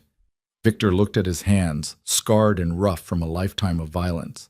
Then I'll prove you right, and you'll have been smart to protect yourself. But Lila, I've dismantled my empire, sold my territories, transferred my operations, walked away from 20 years of building power. I can't go back to that life even if I wanted to because it doesn't exist anymore. Her eyes widened. You really did it? Gave it all up? All of it. I kept some legitimate businesses, real estate, investments, things that won't get Alexander's father arrested. But the criminal enterprise? Gone. I made sure of it. Why would you do that? Because I looked at our son and realized I didn't want him visiting me in prison. Didn't want him growing up with a father who might not survive to see his 10th birthday. Didn't want him to inherit a legacy of violence and fear. Victor met her gaze. I want to be someone he can be proud of. Someone you can trust with him. Lila wiped at her eyes, fresh tears streaming down her face. I want to believe you. I want to believe people can change that much, that quickly. But I'm scared, Victor. I'm scared that if I let myself trust you again, you'll break me even worse than before. Then don't trust me yet. Let me earn it. Let me prove through actions, not words, that I'm different. And if I fail, if I prove I can't change, then you'll have been right to protect yourself. And in the meantime? In the meantime, I'll sleep on the futon, help with Alexander, and give you space to heal. No pressure, no expectations, just presence. Lila studied him for a long moment, something shifting in her expression. Okay, but Victor, if you hurt him, if you hurt our son the way you hurt me, I will destroy you. I don't care how powerful you were or how dangerous. I will find a way to destroy you. Victor believed her. Saw the steel beneath the exhaustion, the mother bear protecting her cub. It was beautiful and terrifying in equal measure. I won't hurt him. That's the one promise I know I can keep. The week of bed rest was harder than the week before. Lila chafed against the restrictions, hating that she couldn't hold Alexander without Victor's help, couldn't change his diapers or give him baths, or do any of the thousand small tasks that mothers were supposed to do. Victor became her hands, following her instructions with patience he'd never known he possessed. He learned the exact way she liked Alexander's bottles prepared, the specific angle at which to hold him during feedings, the songs she hummed when putting him to sleep. He learned that she cried when she thought he couldn't hear her, mourning the loss of the pregnancy experience she'd never get to have again. And he learned that sometimes the best thing he could do was simply be there, a steady presence in the chaos. On the 14th day after the surgery, they had their follow-up appointment with Dr. Reeves. The incision had healed properly this time, the stitches holding strong. Reeves cleared Lila for light activity and told her she could start picking up Alexander again, as long as she took it slow. The relief on Lila's face when she held their son for the first time without assistance was worth every sleepless night, every moment of uncertainty, every fear that he wasn't doing enough. That evening, after Alexander was asleep and Lila was resting in bed, Victor's phone rang. Dmitry Volkov's name appeared on the screen and Victor stepped into the hallway to take the call. "Kane, we have a problem." Victor's stomach dropped. "What kind of problem?" "The Kozlov family. They're not happy about you giving me the West Side territory. They claim it was promised to them in some deal you made 3 years ago, and now they're threatening war if I don't hand it over. Tell them the deal is void. I don't honor agreements from my previous life. That's not how this works, and you know it. The Kozlovs don't care that you've gone soft. They want what they think they're owed, and they're willing to burn down half the city to get it." Victor closed his eyes, feeling the weight of his old life pressing down on him. "What do you want me to do about it?" "Meet with them. Smooth things over. You're the only one they'll listen to." "I can't, Dmitry. I'm out. I told you that. And I'm telling you that your exit is creating a power vacuum that's about to get a lot of people killed, including me, if you care about that." Victor did care, despite everything. Dmitry had been one of his most reliable allies, had saved his life more than once. The thought of him being killed because Victor had walked away made his chest tight with guilt. "When do they want to meet?" "Tomorrow night. Neutral ground. The old warehouse on 5th and Brennan." Every instinct Victor had screamed that this was a trap. That meeting with the Kozlovs was walking into a situation he might not walk out of. But leaving Dmitry to face them alone wasn't an option either. "I'll be there. But Dmitry, this is the last time. After this, I'm done. No more meetings, no more negotiations, no more favors. You need to make that clear to everyone." "Understood. And Kane, bring protection. The Kozlovs aren't known for playing fair." Victor ended the call and stood in the hallway, staring at his phone. He'd thought he was done with this world, thought he'd closed that door permanently. But the past wasn't content to stay buried. It wanted one more piece of him. He went back inside to find Lila sitting up in bed, her expression worried. "Everything okay?" Victor hesitated, weighing honesty against protection. But he'd promised no more lies, no more secrets. "There's a situation. Something from my old life that needs to be resolved. I have to meet with some people tomorrow night." Lila's face went pale.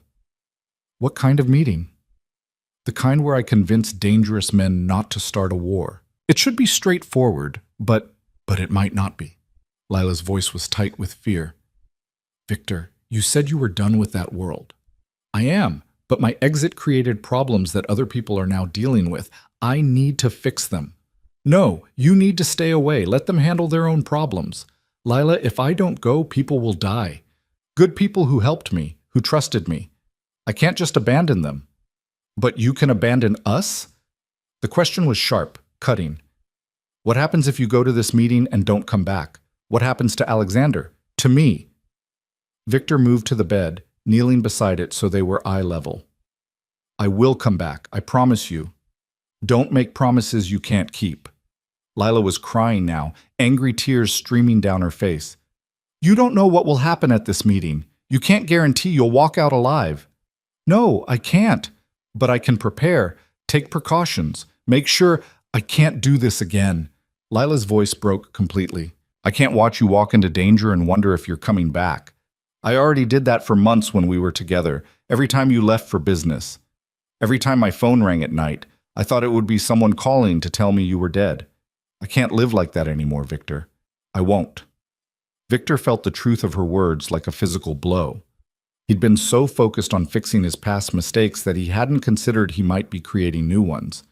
"What do you want me to do?" he asked quietly. "I want you to choose, right here, right now. Choose between that life and this one. Between fixing your old problems and building something new, because you can't do both." The choice should have been simple, obvious. Stay with Lila and Alexander, let Dmitri and the Kozlovs sort out their own mess, protect the fragile new life he was trying to build. But the memory of Dmitri saving his life in a warehouse ambush 5 years ago wouldn't let Victor take the easy path. The knowledge that his exit had created the problem gnawed at his conscience, and the thought of good people dying because he'd been too cowardly to clean up his own mess made him sick. "I have to go," he said, and watched Lila's face crumble. "But I'm taking every precaution. I'll have protection, an exit strategy, and I'll be in and out as fast as possible. One meeting to end this permanently, and then I'm done. I swear to you, Lila, this is the last time." Lila turned away from him, her shoulders shaking with silent sobs. "Get out." Lila, cut. "Get out, Victor. Go sleep on your futon. I can't look at you right now." Victor stood slowly, every muscle protesting the movement. "I'm sorry." "You're always sorry. But sorry doesn't keep you alive. Sorry doesn't raise our son when you're dead in an alley somewhere." She pulled the blanket up, creating a barrier between them. "Just go." Victor went, his chest feeling like it was caving in. He lay on the futon, staring at the ceiling, listening to Lila cry, and wondered if he'd just made the choice that would cost him everything. Tomorrow night, he'd walk into a warehouse and face men who wanted him dead. And if he didn't come back, Alexander would grow up without a father, and Lila would have been right to never trust him. The weight of that possibility made it hard to breathe, but backing out now would make Dmitri a target and potentially spark a gang war that could kill dozens of innocent people caught in the crossfire.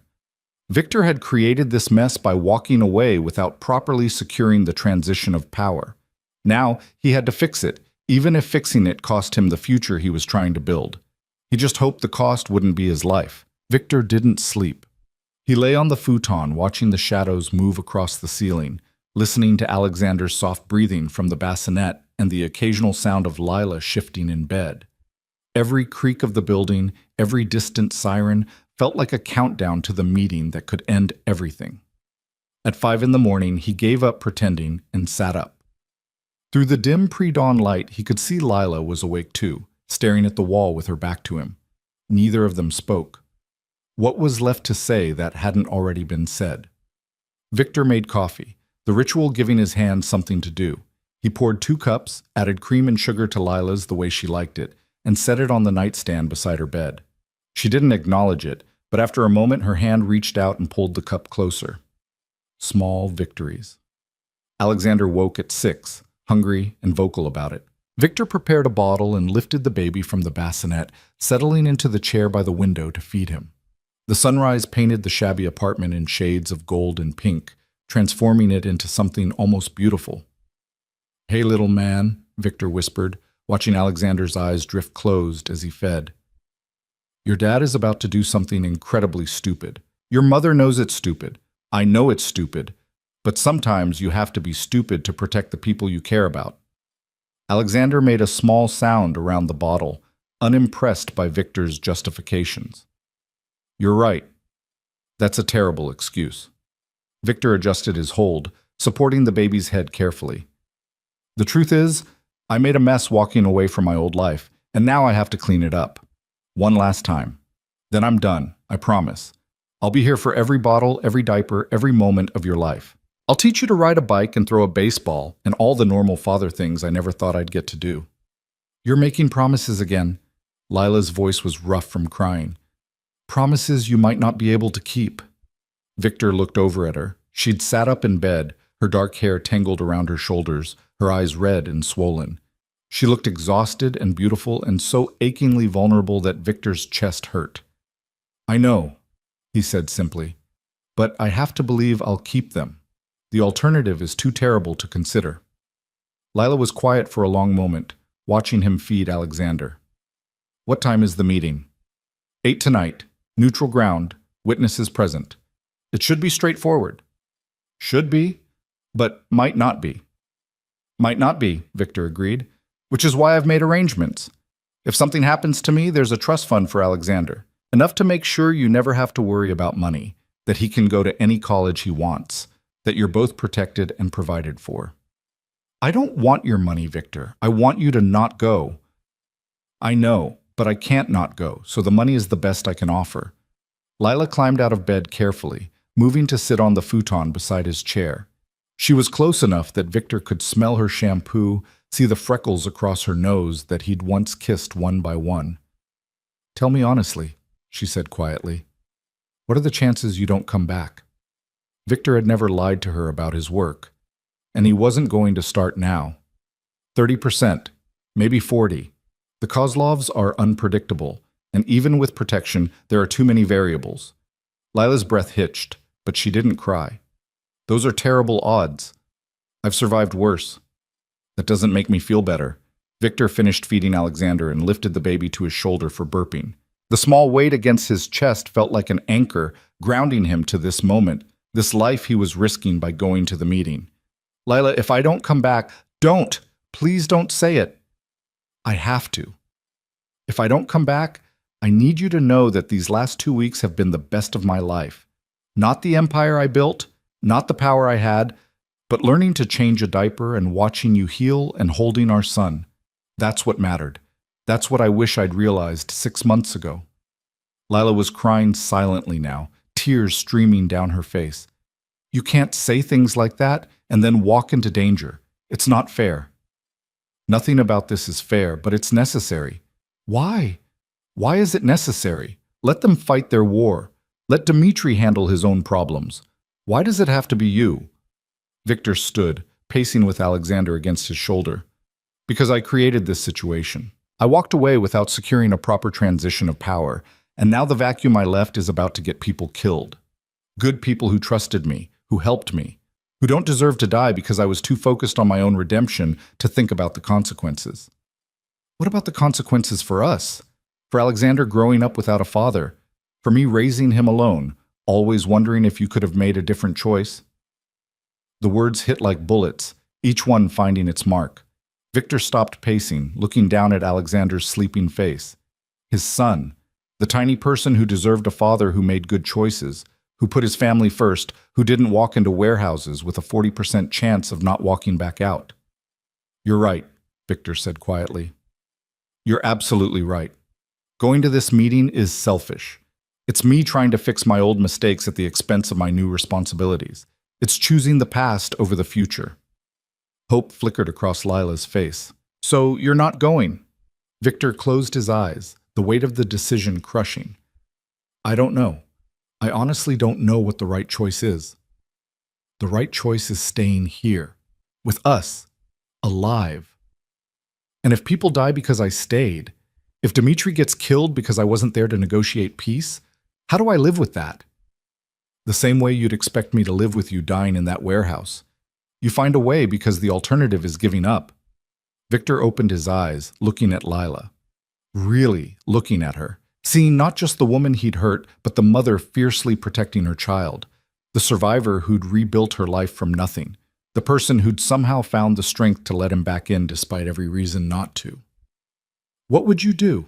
He asked. If you were me, what would you choose? Lila stood, moving close enough that Victor could see the gold flecks in her brown eyes.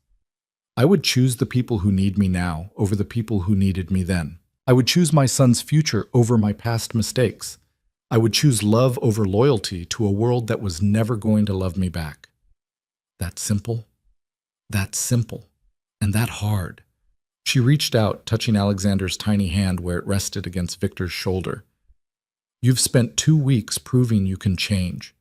Don't throw that away for one last meeting with ghosts. Victor stood there, feeling the weight of 2 lives pressing against him. The one he'd built on violence and fear, and the one he was trying to build on redemption and love. Both demanded his loyalty. Both had legitimate claims on his conscience. But only one had Alexander. Only one had Lila. Only one offered a future instead of just settling accounts with the past. Victor pulled out his phone and dialed Dmitri's number. It rang twice before the arms dealer answered, his voice gruff with sleep. Kane, it's barely 6 in the morning. I'm not coming to the meeting. Silence. Then, are you serious? Completely. I'm out, Dmitri. I told you that. I meant it. The Kozlov situation is your problem now, not mine. You're signing my death warrant. Dmitri's voice was cold, angry. You know that, right? Without you there to negotiate, they'll kill me and take the territory by force. Then give them the territory. Walk away like I did. The West Side isn't worth dying for. Easy for you to say. You got out clean. Some of us are still in the trenches. Then get out. I'll help you set up somewhere new, give you enough money to start over. But I'm not coming to that meeting, and I'm not letting you guilt me into it. This is about the woman, isn't it? About playing house with your baby? Victor's hand tightened on the phone. This is about making a choice between the man I was and the man I want to be. And I choose the future, Dmitri. I choose my son. Another long silence. Then Dmitri laughed, but it wasn't a happy sound. You've gone soft, Kane. The Victor I knew wouldn't have blinked at attending a meeting like this. The Victor you knew threw away the best thing that ever happened to him because he was too broken to recognize love when it was standing in front of him. I'm trying very hard not to be that Victor anymore. Well, good luck with that. I hope it works out better than I think it will. Dmitri, don't. Just don't. You made your choice. I'll make mine. But don't call me again, Kane. We're done. The line went dead. Victor stood holding his phone, feeling the finality of that severed connection. Dmitri had been one of his oldest allies, someone he'd trusted with his life more times than he could count. Walking away from that felt like amputating a limb, but keeping it would have cost him everything that mattered. He looked at Lila, who was watching him with wide eyes. I'm not going. Really? Her voice was barely a whisper. Really? You were right. The people who need me now matter more than the people who needed me then. I'm staying here. With you. With Alexander. Where I belong. Lila's face crumpled and she started crying in earnest. Not sad tears this time, but relief so profound it shook her whole body. Victor wrapped his free arm around her, pulling her against his side while cradling Alexander with the other, creating a small circle of 3 people who'd somehow survived the storm. Thank you, Lila sobbed into his chest. Thank you for choosing us. I should have chosen you 6 months ago. I'm sorry it took almost losing you to figure out what mattered. They stood like that for a long time, the morning light growing stronger, painting the apartment in shades of hope. Alexander slept on, unaware that his father had just made the most important decision of his life. Eventually, Lila pulled back, wiping her eyes. What happens now, with Dmitri and the Kozlovs? I don't know. Maybe they find a way to work it out. Maybe they don't. But it's not my problem anymore. My problem is figuring out how to be a good father and earning back your trust. Those are better problems to have. Much better. Victor looked down at Alexander. I should put him back in the bassinet. Let him sleep somewhere more comfortable than my shoulder. Wait. Lila touched Victor's arm. Can I hold him? I haven't really held him since the incision opened. I've been too scared. Victor carefully transferred Alexander to Lila's arms, watching her cradle their son with infinite gentleness. The sight made his chest tight with emotions he didn't have names for. He's perfect, Lila whispered, kissing Alexander's forehead. Despite everything, despite all the chaos and pain and fear, we made something perfect. We did. And I'm going to make sure he grows up safe and loved and never doubting for a second that his father chose him. Lila looked up at Victor, and for the first time since he'd walked back into her life, her smile reached her eyes. That's a good start. The day passed quietly, both of them hyper-aware that 8 o'clock was approaching but choosing not to acknowledge it. Victor made breakfast, cleaned the apartment, did laundry in the building's basement machines. Normal domestic tasks that felt revolutionary for someone who'd spent 20 years having other people handle such things. Lila rested, holding Alexander for long stretches, talking to him in soft tones about the future they were going to build together. Victor listened from across the room, memorizing the sound of her voice, the way she smiled when Alexander grabbed her finger, the gentle strength that had carried her through everything. At 7:30, Victor's phone started ringing. He checked the screen. Dmitri. He let it go to voicemail. It rang again and again. You should answer it, Lila said quietly. What if something's wrong? Victor hesitated, then picked up. Dmitri. Kane, thank God. Listen, the meeting's off. The Kozlov's back down. Victor's eyebrows rose. What? Why?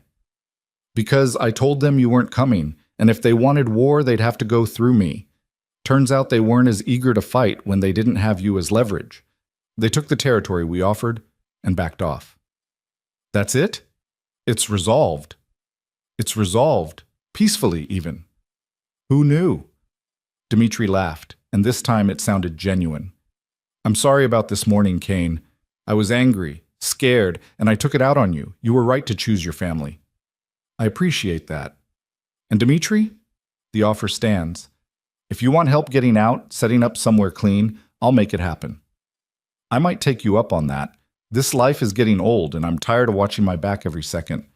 But Kane, don't disappear completely. Some of us might need advice from someone who successfully got out. I won't. And Dmitri, thank you for understanding. Thank you for teaching me it's possible to walk away. Now go be with your family. And Kane, don't screw it up this time. Victor ended the call and looked at Lila. It's over. The Kozlov's back down. No meeting, no war, no drama. It's actually over. Lila's eyes filled with tears again. Really? Really, I'm done with that world, for good this time. She set Alexander in his bassinet and crossed the room to Victor, stopping just inches away. I'm still angry with you, for what you did 6 months ago, for the pain you caused, for making me doubt myself. I know. You have every right to be. But I also see you trying. I see you changing, and I think... She paused, searching for words. I think maybe I could learn to trust you again. Eventually. If you keep proving you mean it. Victor's heart was hammering so hard he thought it might break through his ribs. I'll prove it every day, for as long as it takes. Good. Because Alexander needs a father, and I... She stopped, biting her lip. I'm not ready to say I love you again. Not yet. But I'm not ready to give up on you either. That's more than I deserve. Probably, but we're not keeping score anymore. She reached up, touching his face with gentle fingers. We're building something new, something better than what we had before. Victor covered her hand with his, turning his head to kiss her palm. Something worth fighting for. Worth changing for, she corrected. Fighting is what got us into this mess. Changing is what gets us out. She was right. She was right about everything. Victor had spent his life fighting, for territory, for respect, for survival. But fighting had only ever brought him emptiness. Changing, on the other hand, had brought him this moment, this woman, this chance at redemption. The weeks that followed were a revelation. Victor had never lived such a simple life, no territories to manage, no enemies to outwit, no power plays to navigate. Just bottles and diapers, and learning which cry meant hungry versus tired versus needing a change. He read all 23 parenting books he'd ordered, took notes, implemented strategies with the same focus he'd once applied to criminal enterprises. Lila healed slowly, her body recovering from the trauma it had endured.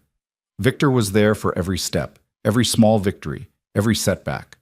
When she could finally walk to the corner store without pain, he celebrated like she'd won a marathon. When she managed to bathe Alexander by herself for the first time, he saw the pride in her eyes and felt his own chest swell with matching emotion.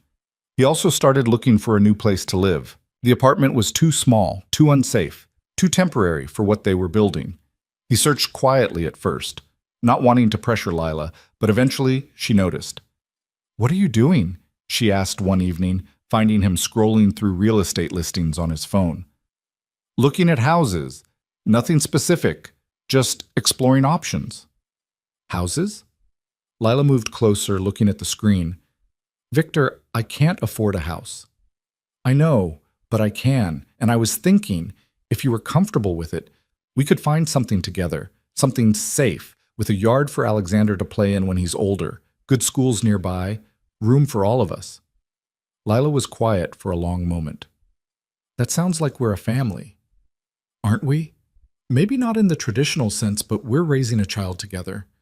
We're building a life together. That feels like family to me." "It does," Lila admitted softly.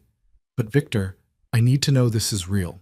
That you're not going to wake up one day and decide you miss the old life, the power, the empire. I don't miss it.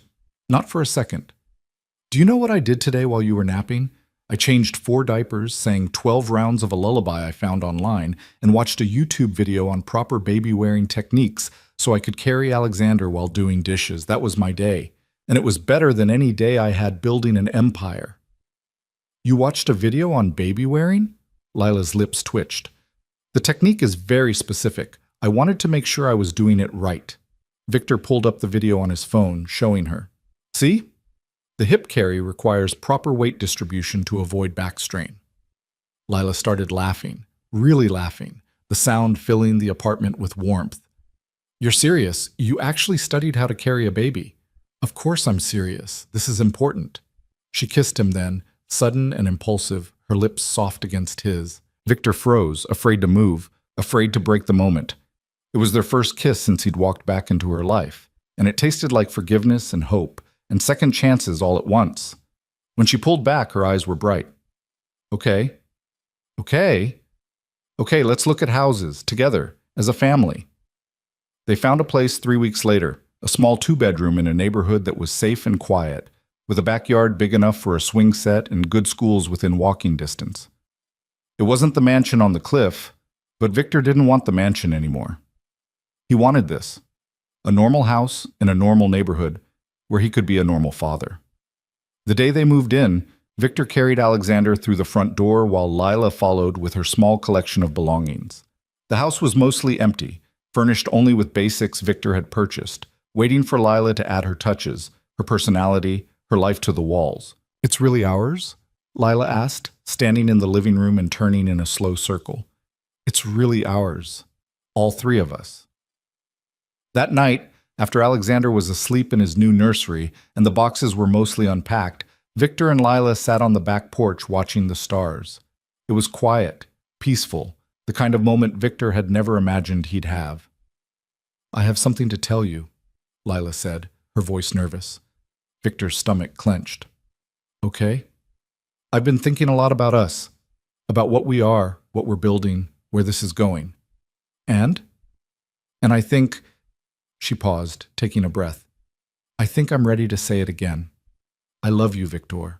Not the same way I loved you before, when I was naive and hopeful and didn't really understand what I was getting into.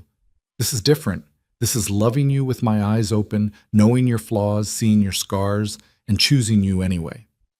Victor felt tears prick his eyes, something that hadn't happened since the night Alexander was born. I love you too. I've loved you through every moment of the past 6 months, even when I didn't deserve to. I'll love you for the rest of my life if you'll let me. I'll let you, on one condition. Anything. Marry me. Victor blinked, certain he'd heard wrong. What? Marry me. Not because we have a child together, not because it's expected, but because I want to build a life with you, a real life, with a future and promises and the kind of commitment that means something. So Victor Kane, former crime lord and current expert in baby-wearing techniques, will you marry me? Victor started laughing and crying at the same time, pulling Lila into his arms. Yes, absolutely yes, though I'm pretty sure I was supposed to be the one asking. You can ask next time. Next time? When you propose properly, with a ring and a speech and all the traditional things. But for now, I'm asking you, what do you say? I say yes. I say I'll spend every day earning the right to be your husband. I say I'll be the best father I can be to Alexander and any other children we might have. He stopped, remembering what Dr. Reeves had said. I'm sorry. I forgot you can't have more biological children, Lila finished. But there are other ways to build a family. Adoption, fostering. We have options if we want them. And right now, I just want to focus on the family we have. Victor kissed her properly then, pouring every ounce of love and gratitude and hope into it. When they pulled apart, both breathing hard, Lila smiled. We should probably make this official, set a date, plan something small. How about next month, City Hall, just us and Alexander and maybe a few close friends? Perfect. Simple and real, just like everything else we're building. They were married 4 weeks later in a ceremony that lasted 15 minutes and included Alexander crying through the vows. Victor wore a simple suit instead of the designer clothes he'd once favored, and Lila wore a white dress she'd found at a consignment shop. There was no reception, no elaborate celebration, just the three of them going out for ice cream afterward and walking through the park. It was perfect. Victor's transformation became complete in those quiet months of marriage and fatherhood. He enrolled in business courses at the community college, learning to run his legitimate enterprises properly, instead of through fear and coercion. He made friends with other fathers at the park, joined a parent group, learned to navigate the world of playdates and preschool applications. On Alexander's first birthday, they threw a party in their backyard. Lila had invited neighbors and friends from her book club, and Victor had invited some of the fathers he'd met at the park. It was chaotic and loud and filled with laughter, everything Victor's old life had never been. As he watched Alexander dig into his birthday cake with both hands, face covered in frosting, Lila beside him laughing and taking pictures, Victor thought about the night in the hospital when he'd almost lost everything. The storm, the blood, the moment he'd made the choice to be better. Dr. Reeves had been right. Trying wasn't always enough. But sometimes, if you tried hard enough, long enough, with enough dedication and love, it could be. Dmitri called him that evening after the party guests had left and Alexander was asleep. "Happy birthday to the little one," Dmitri said. 1 year old. Hard to believe. "How did you know?" Victor hadn't spoken to Dmitri in months. "I keep tabs. Old habit. But Kane?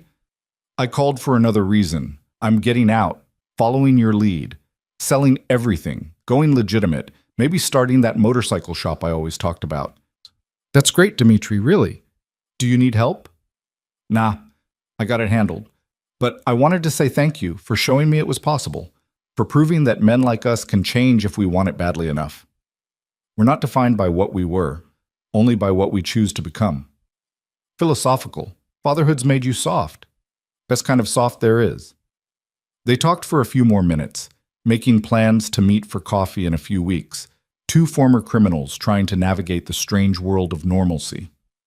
When Victor hung up, he found Lila standing in the doorway, watching him. "Everything okay?" she asked. "Everything's perfect. Come here." She moved into his arms, and they stood together in their small house, listening to their son breathe through the baby monitor, feeling the weight of the life they'd built from ashes. "I never thanked you," Victor said quietly. "For what?" "For giving me a second chance. For seeing something in me worth saving. For loving me when I didn't deserve it. You earned it. Every day, you earned it. I'll keep earning it. For the rest of our lives." Lila tilted her head back to look at him, her eyes shining with tears and love, and the kind of hope that Victor had once thought was weakness. Now he knew it was the strongest thing in the world. "I know you will. You're not the man who threw me out in the rain anymore. You're the man who gave his blood to save us, the man who changed diapers and researched baby wearing and chose his family over his empire. That's the man I married. That's the man Alexander will grow up knowing as his father. I'll make sure he's proud of that man. He will be. We both will." They stood there as the last light faded from the sky, two people who'd survived a storm and found something beautiful on the other side. Victor thought about the mansion on the cliff, the empire he'd built, the power he'd wielded, and felt no regret for walking away from it. This was his empire now, a small house, a wife who challenged him, a son who needed him. It wasn't built on fear or violence or money. It was built on love, on second chances, on the hard work of becoming better every single day. And unlike the empire he'd left behind, this one would last, because it was built on something that couldn't be bought, stolen, or taken by force. It was built on choice, the choice to change, to love, to show up every day and be the man his family deserved. Victor Kane, former crime lord and current expert in baby-wearing techniques, had finally found what he'd been searching for his entire life. He'd found home.